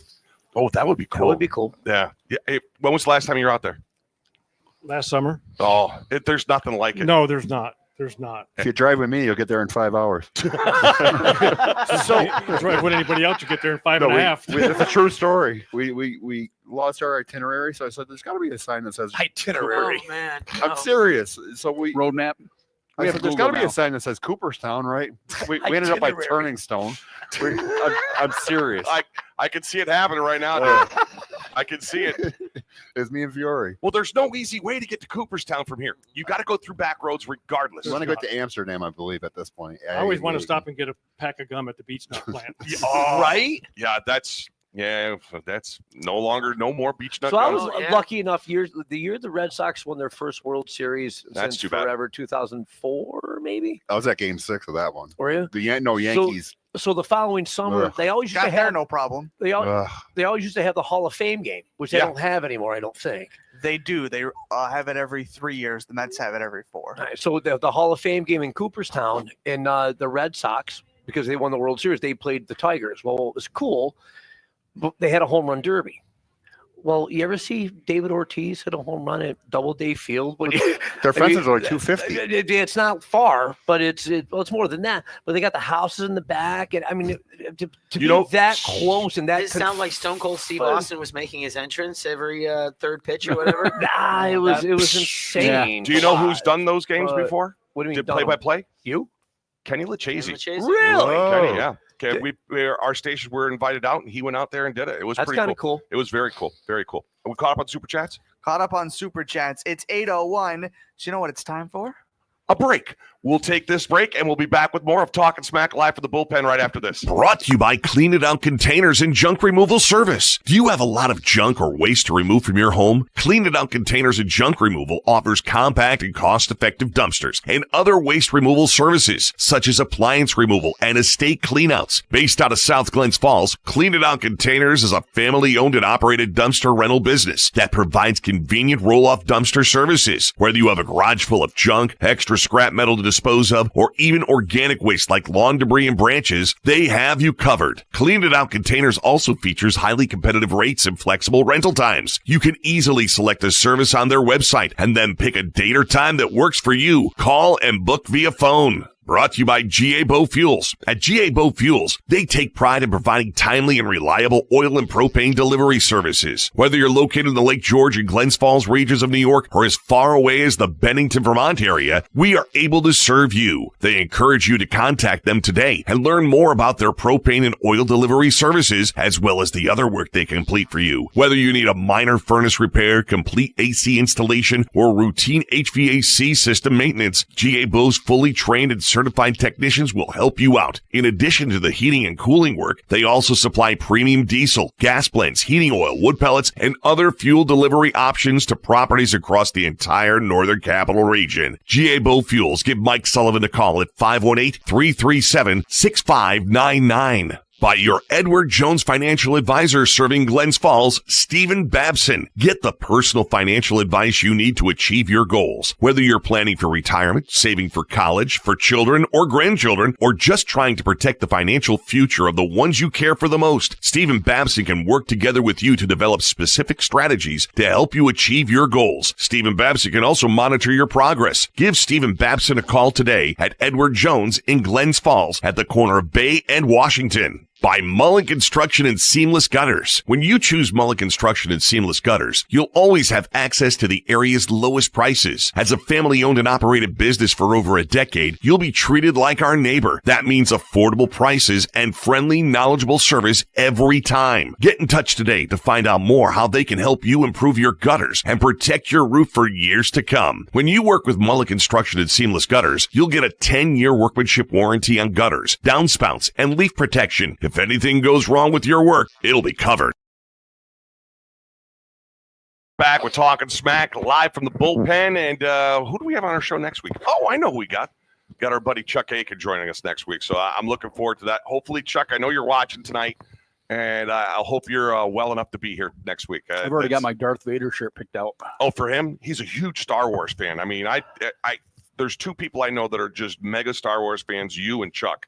Between the two of you, just promise no lightsaber fights next week. All It's right. not next week. How many Oh, yeah, Star? next- How many? Well, actually, you know, I'd pay to see a lightsaber fight between Chuck and Hank. How many Star Wars movies from like the one I saw in 1977 to now? How many are there? Yeah. They confuse me. They With have the prequels, sequels, nyquels. Yeah, I don't know how many there are. Well, I mean, There's so many spin-offs. There's so many Very good. spin-offs now with the Mandalorian and Yeah. the Skeleton Crew because they're And the they're Chico bringing- Demandian. So it's like there's so many different ones, but yeah, I mean, listen, I grew up. And have you seen every single one of them? Oh, Obviously, I can actually sit there and if something's boring on TV, I'll go back and find a Star Wars movie and watch Star Wars. Do you like Jar Jar Binks? I think he's hilarious. So wait, you're pro Jar Jar? I'm pro Jar Jar. What's wrong with him? Whoa. I saw Star Wars and Return of the Jedi. I Oh, I need The Empire Strikes Back. I Okay. did All the right, first you saw three. the first three. Then I Okay, think all that right. was. I think That that's was, the listen, last that three. was the only books that I would read were Star Wars books back when I was a kid. See, don't even get me started on the Star Wars books. 'cause Did the when- books come out before the movies? Well, no, they were doing dramatizations and all that, but after the original trilogy, Lucasfilm actually did a whole sanctioned thing of books that went 30 some odd years in the future. And the minute Disney bought it, all that was supposedly canon. Like George Lucas. Oh, they had Splinters of the Mind's. I mean, it was all Right, the yeah. stuff in between that Splinters of the Mind's Eye, which was and it Vader. went out so far. And when Disney came in, this is where I'm sorry, this is where I came out. This is where I noped out of Star Wars, was when Disney came in. They said all of that that isn't canon anymore. So I wasted the last 15 years. I'm sorry. It's a pet peeve of mine, damn it. What is setting John off? Yeah, dude. all I'm hearing right now is Charlie Brown's teacher. Wah, wah, wah, wah, wah, wah. And All I you know don't is think I heard anybody's Star that Wars. when you talk? Star Wars. John's Star over there with his Wars. lightsaber. Oh, use the Force. I can always come in with my Darth Vader helmet. You got one? Oh yeah, Dude, I have a Darth Vader helmet. I've actually. Is it listen, authentic or is it just a So do no, it's a you. replica, but You sleep with one. oh oh no. I've actually touche?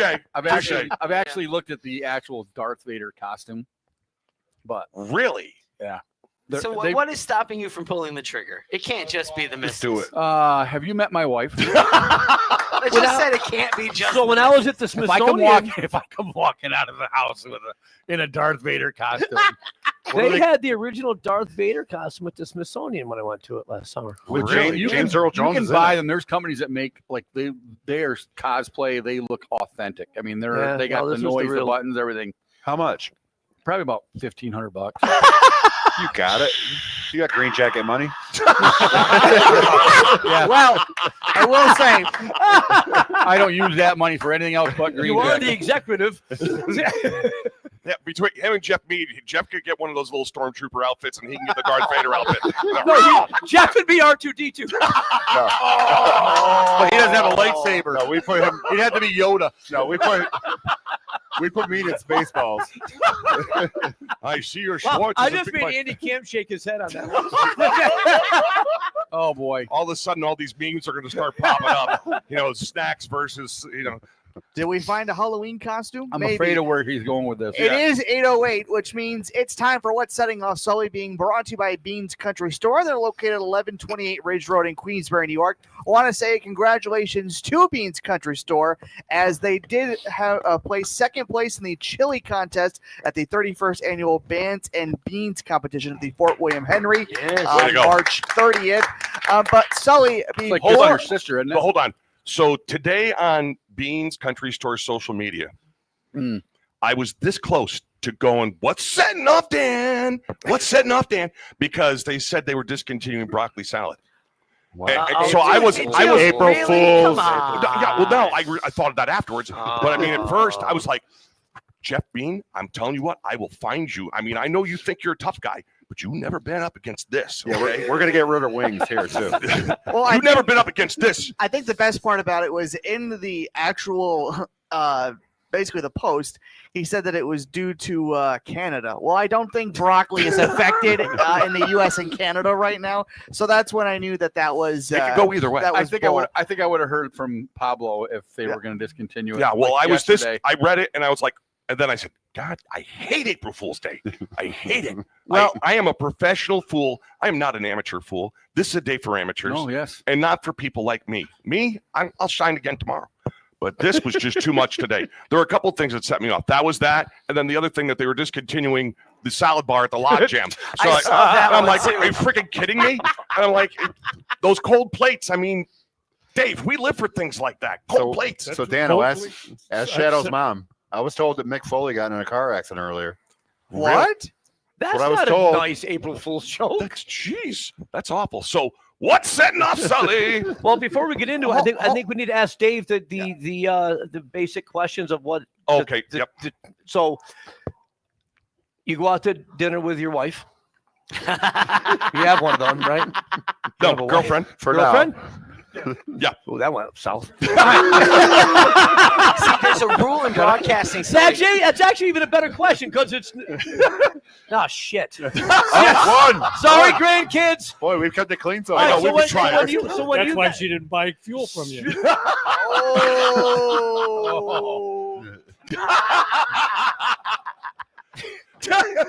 All right, so when you guys go out to dinner, you go into a restaurant and they have booths.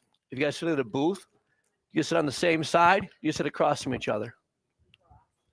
Thank you so much.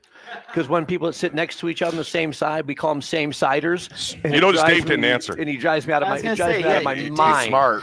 Yes, I did. Didn't you hear? Hey, Now that right there is a smart Right? man right there. Dave, Smart man. I got to ask you a question. Have you ever been lotto blocked? I don't know what Lotto Block So is. I'm going to tell you. Another thing I that's- did see a little clip on it before I came over here, Yes. Stop. So but I turned it off after like 3 seconds. I probably swore a lot. Probably. You go into a convenience store in the morning before 9 o'clock and you got stuff to do. You're in a hurry. You get up and you get in line and there's a gentleman in front of me, usually retired. Fancy. What? Usually, you said you're not ready. You said he was retired. Yeah. Regardless, retired guy, and he's got the lotto pouch. You ever see the guys with the lotto pouch? They're going to spend 15 minutes and pick out their lucky sevens, and they want all their take fives, and you've got shit to do. And now they're holding you up. You just got lotto blocked. Okay, gotcha. Yeah. So, Have you ever had that happen? Oh yeah. oh, so you've been Doesn't Lotto blocked. does it infuriate you? It's even worse when they start scratching them at the At counter. the counter, exactly. Right? Now, we talked about this on one of the Lost episodes. The lost. We have a lost episode. We're not talking about we've that. No. couple of After Lost our episodes. Family Feud episode. Oh, that lost episode. This Yes. is one of the ones that drives me nuts. People with their freaking mattresses they put out in front of their house. It's so disgusting. No one wants your DNA soaked, urine soaked mattress. Take it to the freaking How about dump. the guy going down the road with a new mattress? He's going to hold it with freaking one arm. 60 miles an hour. I got it. No one wants your mattress. I don't care. Maybe if you're Michael Jordan or Derek Jeter, they might want your mattress. We don't Have you care. ever driven 285 around Atlanta? I have not. You can furnish your house. It's just wrong. It's just wrong. Oh my God. Yeah. This no, not a scratch and stiff operation. That. Ugh. So what's setting Sully off this week? Uh-oh. Again, I have issues at convenience stores. When I go in, might need to start brewing your coffee at home. When I go into my local store, I have a routine. You walk in right to the left is the newspapers. I get my New York Post. Over in the corner is the water. I get a bottle of water. Over at the counter is the coffee. I pour the coffee. I'm out the door With your fufu. with my fufu. French, the French vanilla. That's his fufu. He puts it in there so he feels special. Well, I'm not the only one because they're always out of it. I can't be the only guy. That's next week's. So anyway, you walk in, you go to the left. I go to get my paper, and there's usually a retired gentleman. With a fanny pack? What do you have against retired people? But they don't get up until after 9 o'clock. They They have work- nothing to do. They Let our work- people go to work and get on with our day. They work their whole life to be What? retired. It's okay. Well, Is it just me, or does he look like he's getting red in the face No, he's right getting now? red in this the one face. really bothers me. Is it So- yours? So you walk around the corner. I'm in there. I go to grab my paper, and there's a gentleman oblivious to the world, and he's reading all the. He's reading all the newspapers. So now I got to stand there and I try to get around the guy. And I'm like, hey, here's $3. Buy one and drag your ass. I got to get in there. Did you actually say that? No, I just, no. That's the difference between you and me.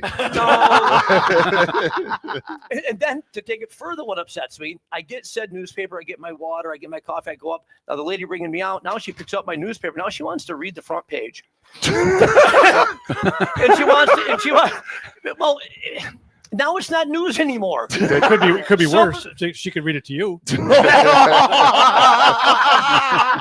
I had that happen. Yeah, you sit at breakfast and somebody goes, "Oh, did you see what happened down at the Hank's place?" Right. No. So now she just wants to chat about it. Now it's not news. You've read it. Now it's not news. You know what would annoy me? If she took it in the bathroom with her, then came back. After you paid for it. Oh man, that would be real crappy. Mr. Guy, get out of my way. Buy the newspaper. Move along and let me get to work. And so, I mean, Dave, you're not entirely retired.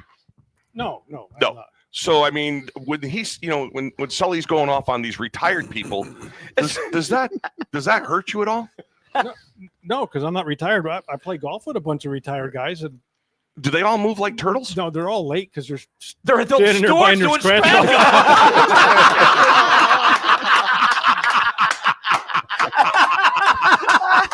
No tee times before 9. Jesus Christ.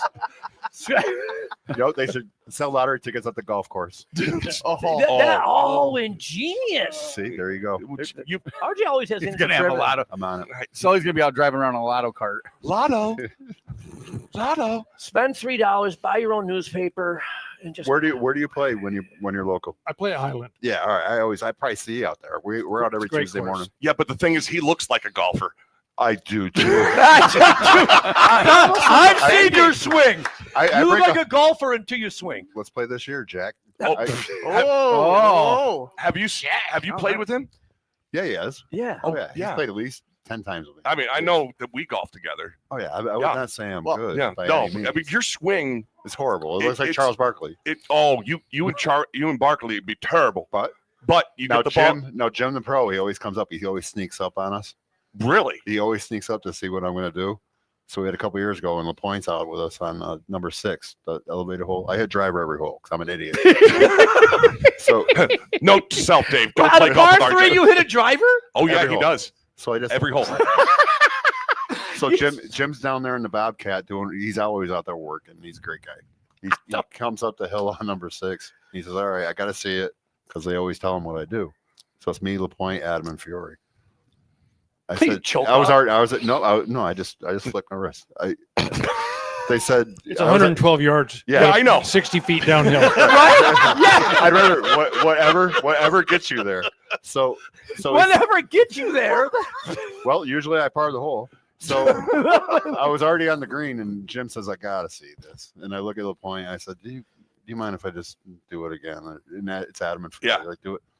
I had another one like 10 feet away from the pin. He's like. Jim just looks at me. He's like, "I've been coaching golf for 50 years. Wow, you just ruined everything." I mean, I take a pitching wedge out and I feel bad. It's like, oh, okay. What's your handicap, Dave? I thought you were going to come to me on that one. We know what yours is. Very. You golf. It varies. I don't really keep score. You play for That's shots. The best way. Well, I mean, I keep it in my head, and I'm in the mid 80s, low 80s. Well, la-ti-da. I'm in the mid-80s. I'm talking about when I played in July, the temperature. Oh. Like I said, I don't keep score for a reason. No, I could shoot anywhere from 92 to 82 to 95. Right. That's, yeah. If I shot a 95, I'd be happy. I don't care. It's like with golf, especially, but the more you play, the better you're going to get. Yeah, and I play golf. I can only play one day a week. That's the thing with my hips. If golf was 14 holes, it'd be perfect. No, I get better as I go. Who's got 5 hours? I don't have that kind of 4 time. hours, 4.5 hours. I mean, when we retire. Yeah, you can, but it doesn't add up when you gamble. But then the front 9 is different than the back 9, and and then there's gambling. When you gamble, I play, like I said, with a bunch of old retired guys, and they play like in 3 hours and 12 minutes. Well, what time are they golfing? We start at 8, but they want to get there as stewards and places like that for the lunch crowd. I probably met them to buy some more.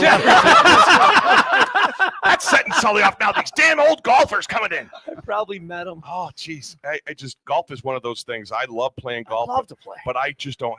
Once I had grandkids, because I was playing golf probably 3 days a week. And once we started having grandkids, well, the kids started having kids. They became our grandkids. The golf game just stopped. I didn't have it. Yeah, You don't have time. You just don't have time. As a grandparent, you have to go do grandparent things. And I would much rather be with them than some asshole that's out there yelling at their ball. Going, You got to teach them. Go to the hole. You got to teach your grandkids how to golf. They're better golfers than I am. They're much more athletic than I am. Super chat. Little Maddie chiming in. He says, "For Sully, there are inconvenience stores.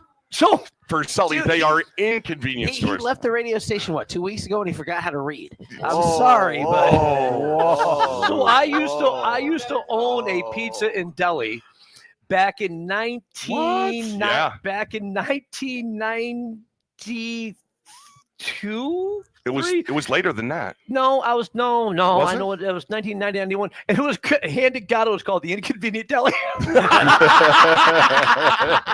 Down on Feeder Dam, It right? really was. Yeah. Did you sell lottery tickets? I don't know. No.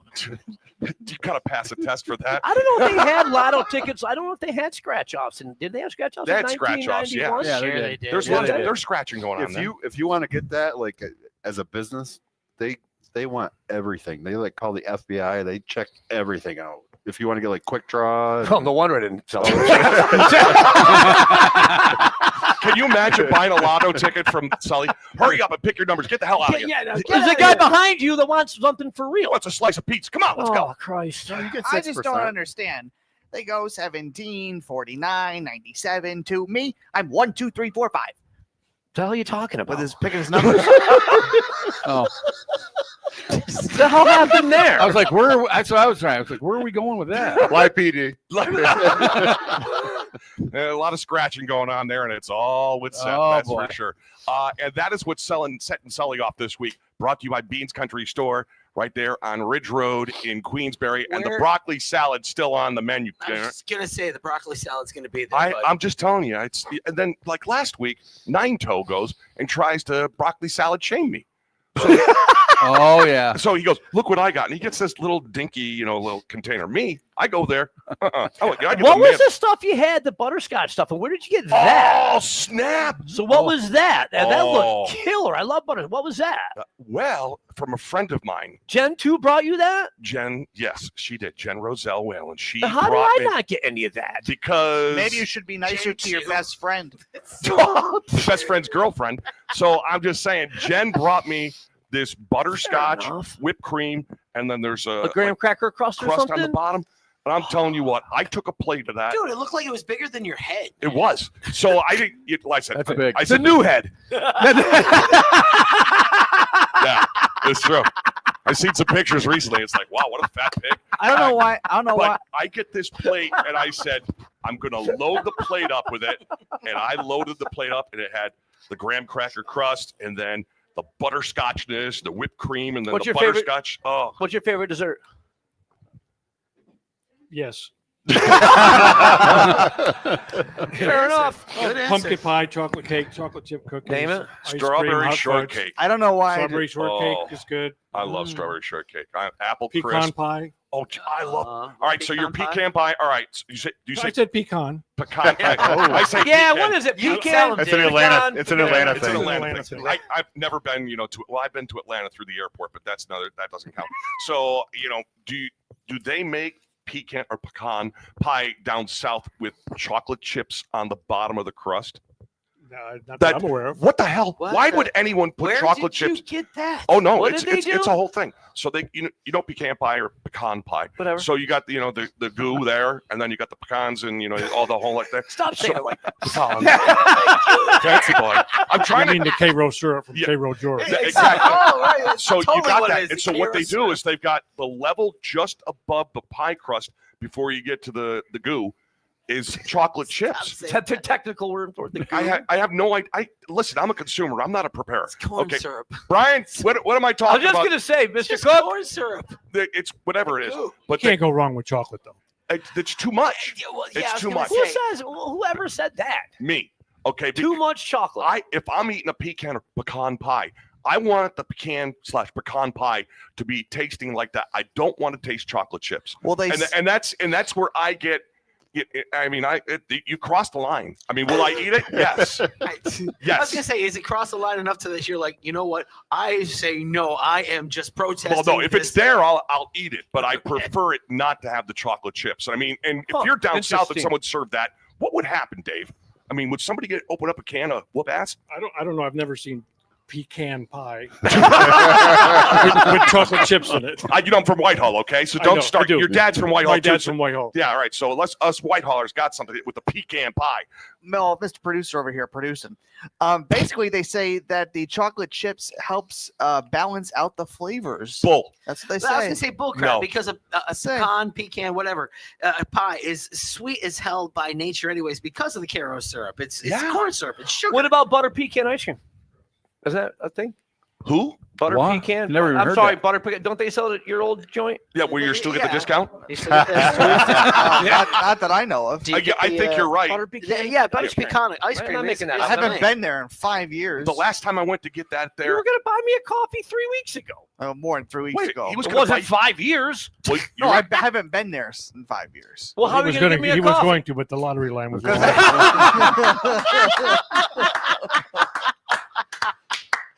Fair enough. There you go, Gary Carter. That one's for you. You're home.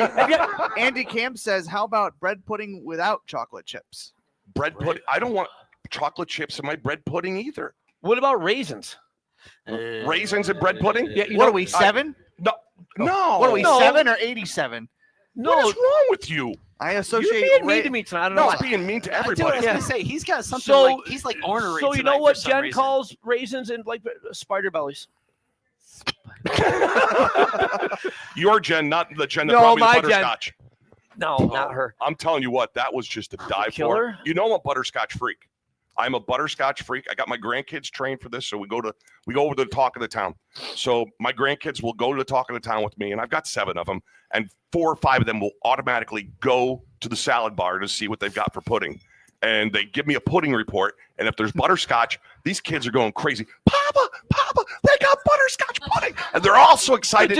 And I'm just like, you know what? I am, as a grandfather, I am so freaking proud that they're over there doing the scouting mission for me for my butterscotch pudding on the salad bar at the talk of the town. Yes, sir. Does anybody think it's odd? And Paulie, I love you that there's pudding at a salad bar. No. That's You gotta have dessert. That's common. You gotta have dessert. That's dessert, man. We'll order dessert.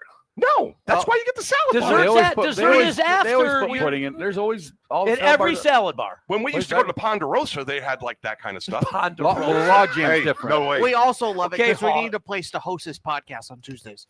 Oh yeah, I get. The best ever was the Rustler. Do you remember the Rustler? Yes, I do. Oh. The Rustler. The restaurant called the Rustler. Oh yeah.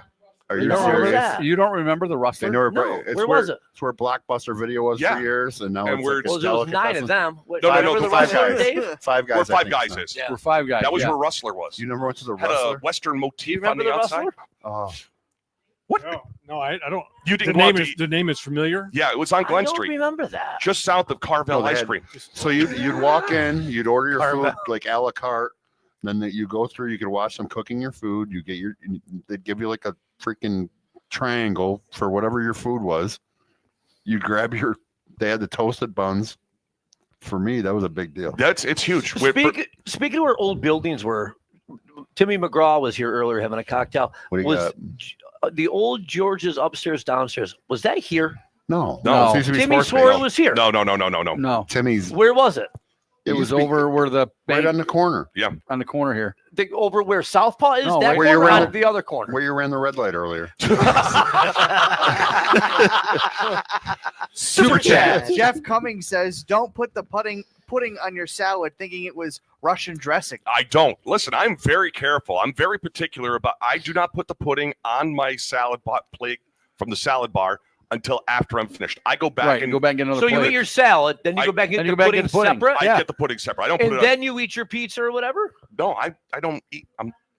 Well, all right. Well, I was back gonna say, to you're the asking old the Dan. wrong guy The right old now. Dan. Yes. The yes. old Dan. Yeah. You would go to the salad do the bar. salad bar. You could go back and get your pudding. No, No, I would go eat the pizza, and Then then go go get the the pudding. pudding. Yes. See, we're thinking that. But see, there's certain people We that go get on one vacation together. Am I You getting was a a big look Floyd right now? A little Is bit, it? yeah. Am I getting it? Can't have your pudding until you eat your meat. Eat the whole nine. Oh, yeah. no pudding. Yeah. But there's a whole method to that madness. I mean, What's your favorite pudding flavor? Mine Go. doesn't matter. you got to name one? My grandmother used to make these badass things. Chocolate It was would be chocolate. mine. It was like Bill Cosby with the pudding. You got to have the. No, but she put Cool Whip them on them and then put them in the fridge. Oh, So I always what like kind the of pudding parfait. was it? just chocolate pudding. Chocolate. Dave? I'm not a pudding guy, Not a but if pudding I guy. had to have one, I would be chocolate. Yeah. My grandmother used to make vanilla pudding with strawberries on top for dessert. Good stuff. Killer. Chocolate. Chocolate. Banana. Oh yeah, your banana pudding. Yeah, what we had for the I after like you got banana, engaged too. at Moe's, Yeah. and then you came here afterwards. Yeah. So So you don't know this. I'll explain the story for our guests. So I proposed to my now fiance Allie. Well, she was when the show In the started. backseat of Styx's cop car. in Saratoga, and I sent a message to Sully at Moe's as we were sitting on the same side. So Sully, being the guy he is, sends it to about 40 of his friends saying that I got engaged at Moe's. It wasn't 40. It was 41. A dozen. It was the cast. a couple. Yeah, it's a It couple. just seemed odd to me. But go ahead. I think So- I think I know what he's gonna say. I finally read your lips. Yes, I finally got it. I am not. I like tapioca, but I'm not going on my way for it. Oh, I like tapioca. My favorite's butterscotch. And then when Jen treated me to that butterscotch treat the other night, Yeah, I don't know how. and they she put it brought on. she made Jeff carry it upstairs. So Jeff's up Good. there struggling. Those little arms. How much pudding was there? Oh, the thing was, it was this thick, and it was in a pan like this, and it was this thick. Where'd the rest of it go? I shared it I was with the gonna people say. that were in the press box. Not And, quite. and you weren't in the press box? You didn't like me. I thought you knew Jeff. I thought he was your best friend. I don't know. I don't know, Jenna. What? I went up the other night just for a cookie. I went up, hey, You went up and stole the cookie? Hold on a second. He comes up and says, "You want a cookie?" I said, "You know what? I haven't anything to eat today. Yes, I'd love a cookie." So what does he do? Stole yours? He goes down, Cookie Monster, and he walks right by. He cookie blocked me. So we're talking food here. So Dave, we have a food expert that's in back here, Brian Engel. Brian's coming up on a show later on. Earth Day. What's that? Earth Day. The 22nd of April. 22nd of April. Earth Day. So we have to figure out what it is we would like to have him prepare while we're doing the show. So he's the master. What Adirondack food with fun with food? Adirondack fun with food. Fun with food. So he does some really strange things. Last night he did something that was off the hook. Now What the? I what the frick was I that? almost did it. Oh, there's the one. I almost did it. What the hell, dude? I'm talking. what do you do? I'm an award-winning broadcaster. And you're there slurping. You're not watching. Live on patrol with your We wife. ran out to get a lottery ticket and got a Slurpee while he was there. What the frick was that? Meanwhile, Sully's over there with his glass. No, but he's not slurping. He's slurping right into the microphone. No, you don't hear my glass. I'm drinking. Wow, I don't even know where I was going. And now Oh, that was funny. You totally. Wow, you I scared thought- Black. I- You're I going to thought talk about. blockchain. You're going You're to talk talking about about. cookies, I Get think. it. You can You're get gonna another talk- one. No, you're going to talk about the concoction that Brian. Oh, so last night Brian does a concoction on his show. Oh, God. He mixes Tang, which we used to drink Oh, as kids because we wanted to be astronauts. So Tang and milk. Sully loves it. Yeah, that's what I Tang said. and Seriously, milk. like that What? everybody just was like, they It's a didn't hear cream. this It's an before. orange like, creamsicle. oh, No, because it went bad. It See, in went- our house growing up, it would have been Tang and powdered milk. Yeah, really. We got imitation Tang at my house because we're not spending real quality money. on Wait. I'm not touching. What is the difference between imitation Tang and the real Tang? I'm not Probably touching. about 75 cents to a buck. right, yeah. At I my was gonna house, say. they got brand X That's Tang. like Is Sonny it Bill. all So powder? It's called Eng, not Right, Tang. yeah, It's just yeah, Eng. You can't afford the tea at that You can't afford point the tea. You got Eng. It's like Tussin. It's like us. It's like Tussin. Like Tussin. Exactly like So he made this Tussin. concoction of Tang and milk. And because of the Jesus citric Christ. acid, it should have tasted like a creamsicle. Maybe it did. It should But what have. happened was the citric acid within the Tang, because Tang is citrus. I mean, if you ever had Tang and the citrus just pops out and the citric acid came out and curdled the milk. So now his Tang is curdled as milk. It's like orange cottage cheese. Bring it to me. Say, RJ's like, oh my God, we got to do this now. So RJ's favorite meal is cottage cheese with Worcestershire sauce. I eat cottage cheese and Worcestershire sauce every day. I have since I met you, actually. After His it- fault? 40. No, it's not his fault. I have that effect on people. You see what you did, man? Dang. Nothing like curdled milk and Dave Palmer together. Super chat. chat. Little Maddie saying, Seth adding, quote, fun with food, custom sound effects. Yeah, but That was loud, by the way. yeah, really. How rude. I thought How dare you? I thought we brought him up better than that. If you're gonna slurp, at least put your microphone away so we go full slurp. We got full slurp. So, Dave, I got to ask you a question. I tell you, man. He's So forgot all his broadcaster obviously- etiquette. Obviously, the game has changed quite a while since you've been out. But what do you think of the athletes now selling, multiple jerseys and signing multiple baseballs and selling the memorabilia and getting deals with Fanatics? Is that something that you would have wanted in your career? Of course he would. Come on, man. They get No, paid, I would have turned right? down the money. He just loved the game so much. He was just I gonna throw the love money the down. game. I just want to Yeah. play. I bartend because I love like the people. sport. I don't care. I donate my money to Because I operations. like people. Don't. You haven't liked anybody since the 90s. I love everybody. So Well, I think what's changed is the money that the people that get the memorabilia are making now by collecting. And if they're going to make money off of guys' names and images and things like that, then they should be compensated. So Also, a reverse question. So you're in spring training. A guy comes up, you see him on day 1, and you sign a baseball for him. Now you see him on day 2, 3, 4, and 5. Are you talking still about Dave Philippek? Yes! I said yes! Oh my God! That is so funny! No, but yes! No. So these guys don't know who Dave Oh my Philippek is. God! Mariano Rivera yelled at him once. no. Listen, I was with. That's fucking funny. Oh, I'm one. sorry, Somebody's doing- grandkids, with your grandfather's funny. So I was with.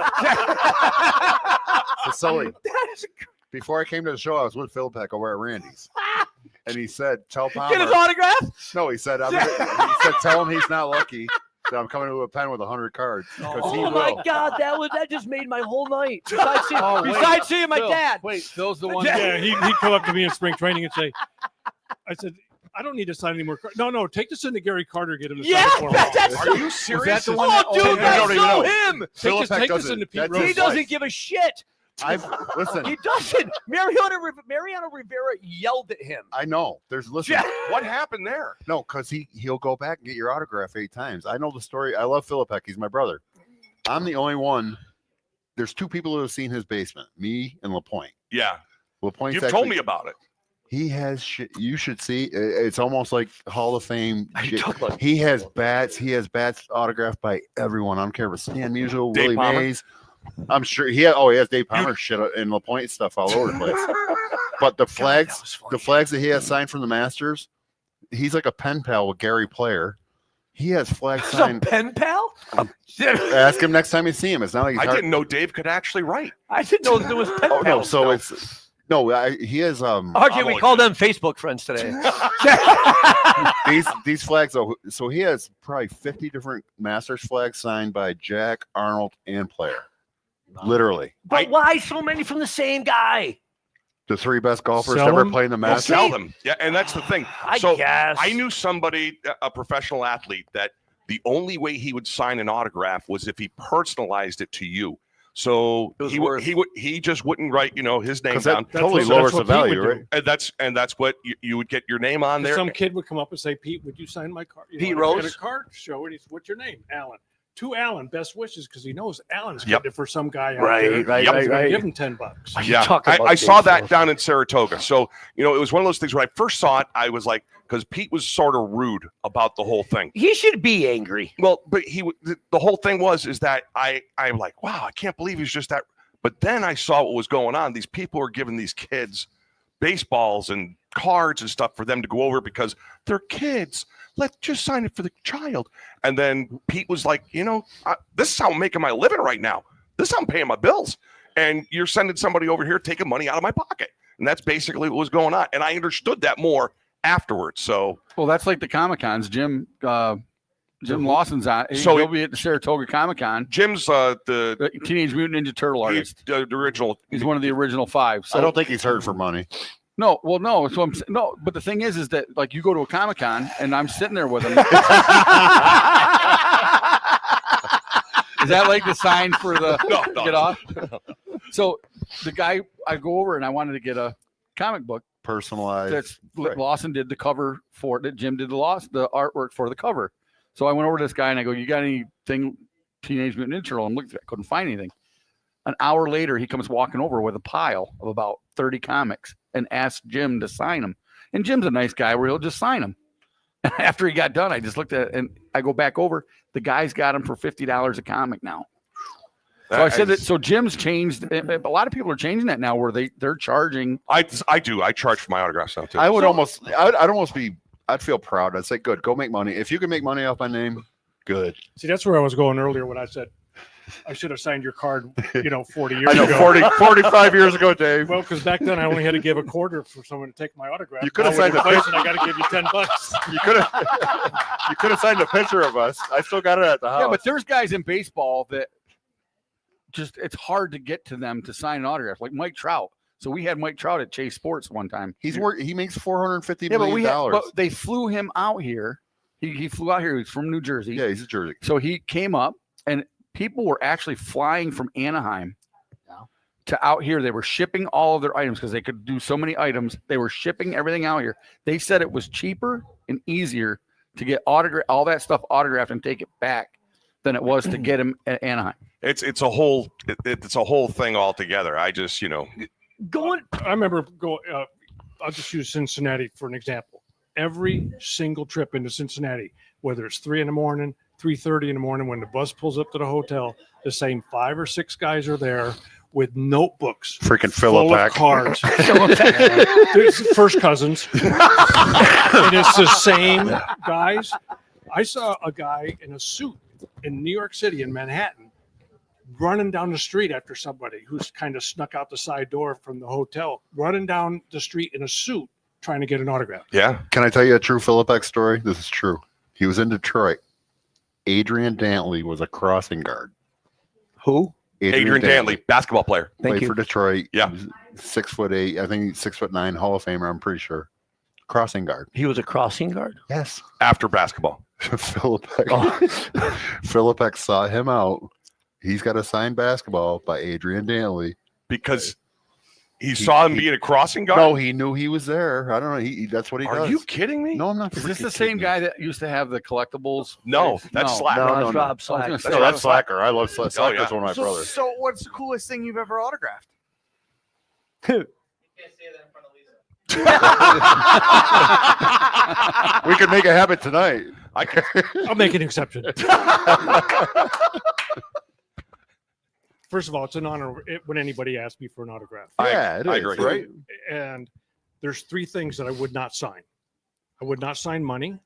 I would not sign skin. And I wouldn't sign a kid's T-shirt unless his parents said it's okay. Yeah. Because they might have just bought a new T-shirt in spring training for the kid. The kid That's comes over true. and people are starting to write. Right. Those are the 3 things. I'm not going to write on your clothes, and I'm not going to write on your person, and I'm not going to write on money. Damn, I wish I had those kind of rules. So I wish I had those problems. Can we go back to Pete Rose for 1 second? Hall of Fame or no? What the fuck kind of one? What kind of question is that? No, I think that's a Great question. Okay, obviously Pete Rose's baseball career makes him one of the top 3, 4, 5 baseball players of all time. By far. I mean, the guy was an all-star at 4 different positions, 3 different positions. Pete said, I got the most hits, but I also made the most outs. I played with Pete until we traded him to Cincinnati to be the player manager in August. So being around him for those 4 months was incredible. What a teammate. What a teammate. He was hustling, I guarantee you that. He was. I mean, this guy just wanted to win, and he wanted to make everybody around him better. but there's a cardinal rule in baseball, and he broke it. Yeah. You know, the rule says, and it's in all the clubhouses, or at least it used to be, and it used to be in multiple language, Spanish and English. Now it's obviously a lot more. If you bet on a baseball game, it is a 1-year ban, period. If you bet on a baseball game in which you are directly involved, it is a lifetime ban, period. Don't comma, you know, unless you bet on your team.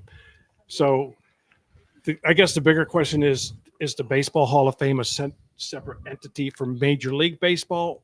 You know, You're splitting hairs there, aren't you? Yeah, No, he so always. I don't know. So He always tried to say he didn't bet on his team. he did, though. I think That he there's didn't bet records on that what? that his He always team- He didn't bet against his team, But he still but he still bet. bet. And I'm with you on that. That is definitely my sticking point why he doesn't get in. And that's So follow up baseball question, totally different direction. Barry Bonds, Ortiz, all those guys. Ortiz is in. Ortiz Yeah, is he's in. Ortiz is in, already- yeah. he's Yeah. already- Really? Yeah. He's just Yeah. last year? No. Oh, Jesus no. Christ. Really? No. a few years ago. I didn't 22. realize that. Okay, all right. Yeah, So, Ortiz is in. I'm not going there. Roger Clemens, Barry so Bonds. what are your thoughts on those guys? Well, I'm just going to say what I heard that Johnny Bench had said. When these guys are hitting 70 home runs, that he has to justify his Hall of Fame career because he was only hitting 32, 35 home runs Yeah. a year. That's not right. They skewed the numbers of the game. You know, at the time they were doing it, baseball What do you mean they needed it. skewed the numbers? Oh, the They're players. hitting skewed 70 home the runs. players. Yeah. skewed. I I mean, got you. Here's Roger Maris's kids and family Oh, following Mark McGuire around, waiting for him to hit 62.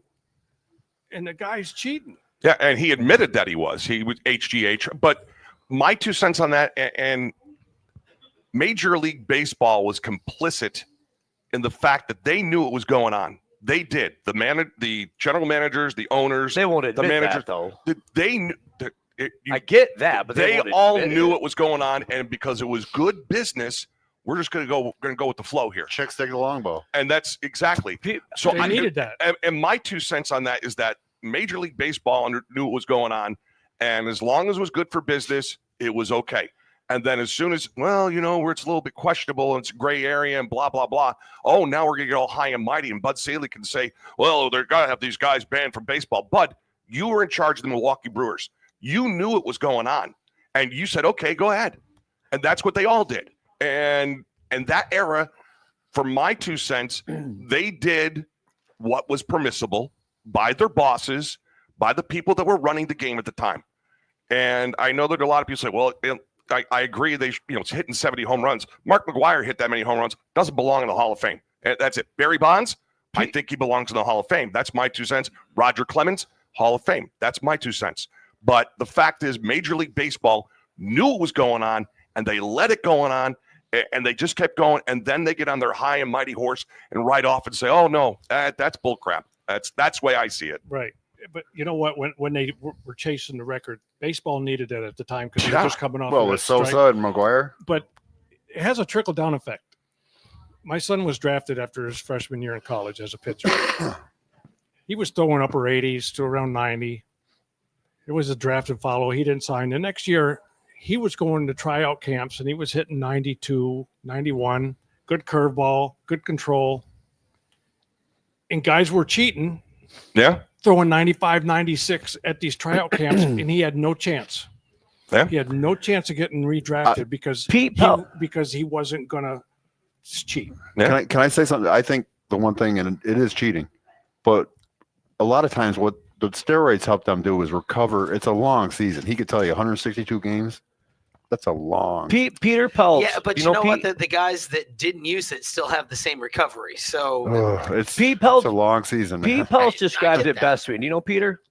Peter Peltz. Peter played in a local guy, played in the White Sox. He played for organization. Chicago. He played for the Glen Sox. Yeah, I know the name. He described it best to me. He goes, okay, if a major league hitter has an average of 750 at bats in a season, if he flies out to the warning track 70 times and he hits 30 home runs, if 15 of them go over the fence because he's steroid up, I mean, that's how much more money is that in a contract? Yeah, I agree with that, but I also the fact that Major League Baseball said, okay, we're just going to turn the eye and we're going to permit this, and they did it, and for them to turn around, and I mean, I'm not for cheating. Don't get me I don't want that No, to I be understand what you're misunderstood. saying, right? But on the other hand, since it was permissible or they were turned a blind eye, then when they started going after these guys and they stand up there in front of Congress and lie about it. Yeah.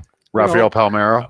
If they had told you, hey, Rafael Palmeiro led the league in singles one year. No, I know. And What, then how about then he's hitting 500 home runs. Yeah. Well, he won the Gold Glove playing first base 20 games one year. I was like, and I'm So like, what? You don't have to answer this if you don't want to. But back in the day, if someone told you, listen, if you do this, you can play 10 more years and make X amount of dollars more. Would I'm you gonna have say done it no. back in the day?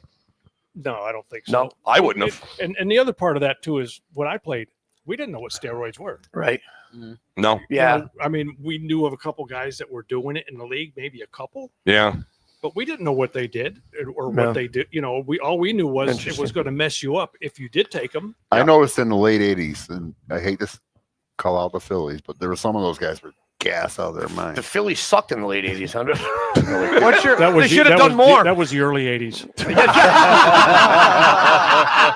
what's your take on the whole Shohei Ohtani and his translator Epi there? Ooh. You know about that? How Well, the gambling. he framed his Oh, jeez. allegedly, you're- allegedly framed his it has been alleged. Can we get sued? Allegedly. no. I don't have Shohei Ohtani money. Allegedly. Well, I will say if you look at the games that he allegedly bet on, those were his There you worst go. starts of his major league career. What kind of insurance Allegedly. policy do we have? We don't have one. We don't have one. So shh. It's been a good run, guys. Allegedly. Yeah, I'm not going to make 26 weeks. yeah, we're not gonna. I don't know if he was involved, but I believe that he didn't know.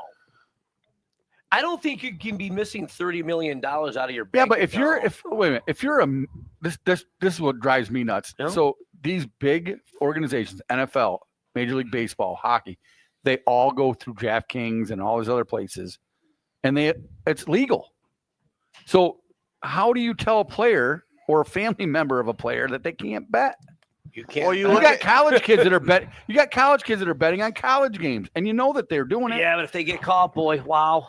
Yeah, that's to Then- me. then I do- agree then- with you. then Again, do- it goes back to if you bet on a baseball Again, game, Yeah, Yeah. you're But- done. or if you bet on one that you're Yeah. involved in. but the amount of money that baseball, NFL, college, I think everything it's else is hypocritical. making from It's- I it agree. is. 1,000%. Exactly. 100. Very You know, hypocritical. That's well, what here- drives you me know, nuts. here- Then you get know, rid of it. You know, here's the wine, here's the stretch, the wine. Here comes the DraftKings. Well, here's the thing. When Pitch, you were you know. talking about the betting is going to happen, whether it's a legal partnership with DraftKings and the leagues, or it's just going to happen. But you it's know, money. underground or It's whatever. money in the back of their. They're getting that money for that But they organization. still get it underground. I if understand. they I didn't think get they it. should cancel DraftKings and all that shit for personal reasons.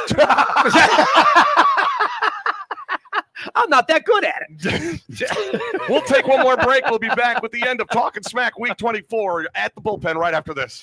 Thank God I got a piss. By High Society in Hudson Falls, located at 345 Main Street in Hudson Falls. This dispensary offers cannabis enthusiasts a chance to indulge in the brand's premium products, including the highly sought-after Bubble Hash and Frosted Hash Ball. With an emphasis on quality and potency, Silly Nice continues to set standards for cannabis products to elevate the user's experience. For use only for adults 21 and over, keep out of reach of children and pets. In case of accidental ingestion or overconsumption, contact the Poison Center. Consume responsibly. By Allen B. Powers CPA. The Allen B. Powers firm is one of the leading firms in the area. By combining our expertise and experience and the energy of our staff, each client receives close personal and professional attention. Their high standards, service, and specialized staff spell the difference between outstanding performance and the other firms. We make sure that every client is served by the expertise of the whole firm. Allen B. Powers firm is responsive. Companies who choose the firm rely on competent advice and fast, accurate personnel. They provide total financial services to individuals, large and small businesses, and other agencies too. Their high service quality and raving fan clients are the result of commitment to excellence. Allen B. Powers will answer all of your questions as they impact both your tax and financial situations. The Allen B. Powers Agency welcomes you to contact them anytime. And by Jim's Glass Service, 6 2nd Street in Queensbury. Jim's Glass Service, hey,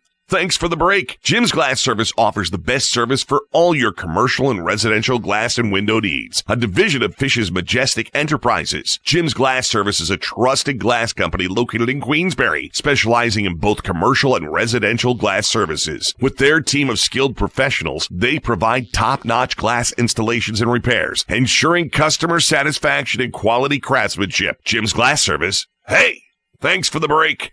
Brought to you by Old School Pest Control at oldschoolpestcontrol.com. John Herbley, the owner of Old School Pest Control, has over 20 years of experience in pest control, providing top-level pest control and putting your needs first. Do you have a pest problem? Old School Pest Control can handle any of your pest issues, walking you through the process to help you understand why Old School Pest Control does what they do. Old School Pest Control provides home and commercial pest control services. Whatever your pest problem is, whether it's big or small, Old School Pest Control has the knowledge to get your pest problems taken care of efficiently and in a timely manner. Give John Herbley a call now for your pest control problems at 518-724-6440 or online at oldschoolpest.com. We are back talking smack. It is week number 24. 5 minutes to go until 9 o'clock. And yes, usually Dan will take a break and we'll come back with everything. But I will say, News Channel 13 did an absolutely incredible story on you during their live around the 518 area on Friday. Mark Mulholland, you went to school with him. You've known him for so many years. 45 years. And I will say that, you know, As long as I've known him. we have talked off the air, and the amount of people that you have already affected with your sharing your story and the people that have reached out. It is absolutely incredible. I know that it's a very hard thing for you to have the recognition on sharing your story and being able to get the word out there. But I will say that you are one hell of a guy. You're one hell of a person. And we can't thank you enough for what you shared on Friday. And it takes a lot of courage and effort to share that story. Well, the decision to share the story wasn't done just by me. That's a Team Miner thing. That's Lisa and I. And the reason why we decided to share the story was because if it could help just one person, then that's what it did. And I will just tell you from the thousands of people that I've heard from since Friday, I know that it started conversations and that mental health is important. Mental health, if you had a broken arm, you'd go get a cast. If you had a gash, you'd go get stitches. But people don't want to talk about mental health, and they just don't feel comfortable about it. It still makes me feel a little, but the fact is I'm only good at one thing, and that's talking. And being able to put into words something I didn't understand for 35, 40 years and be able to put that into words to let others know that there are people out there that feel like you and there's a way to get to the other side. And, you know, the answer is not death. I think it's important because when you get to that point, you know, you don't see it out. You don't see any ending that's going to be positive. There's a way to do this. And for me to talk about it is huge, but for Lisa to sign off on that is even more huge because the depression it's a family thing. What I did and how I was during that time, it affects everyone. Yeah. You know, our family, our friends, relationships. I mean, it's one of those things, but I just want to say personally, thanks to Mark Mulholland and his cameraman, Zach. Great guy. What they did was they made it human. And by making it human and telling a story that wasn't sensationalizing what happened to me, but to put across the story that, you know, don't give up hope, reach out and make stuff happen. It's huge. And a lot of people, when you get to that point, you know, people that have dealt with it, you know what I'm talking about. So I just want to say thanks to Mark and News Channel 13 for. I was surprised how long the story was. To be honest with you, I Plus thought they showed us on there too. I was like, they right. had Talkin Smack on there. But I just it's this time in our country right now is probably the worst time to be looking for help with mental health I will just say that. Don't give up. That's what I'm saying. Don't give up. Take the time, find it, and get to the other side. Okay? Cool. Thanks, Seth. Well put. Thank you. It's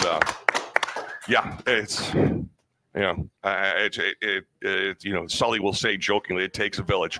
You've got us now. And I've had you guys forever, except for you, Dave. We've only been a year. So,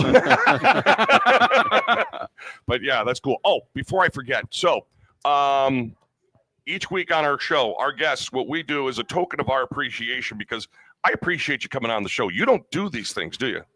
I do when I'm asked. But have you ever done a podcast before? Never. No? Cool. All right. So what we do, I'll let you hand that over, Snacks. So we give out to our special guest a Talking Smack commemorative coin. It's got the Bullpen logo on the one side, and then our Talking Smack logo with special guests on the other side. And these are made by a United States Marine veteran. Awesome. Scott Silvis and his wife are active watchers from down south. It's worth $6 million Bitcoin. And you don't drink. If you don't sign it, Philippek will steal it.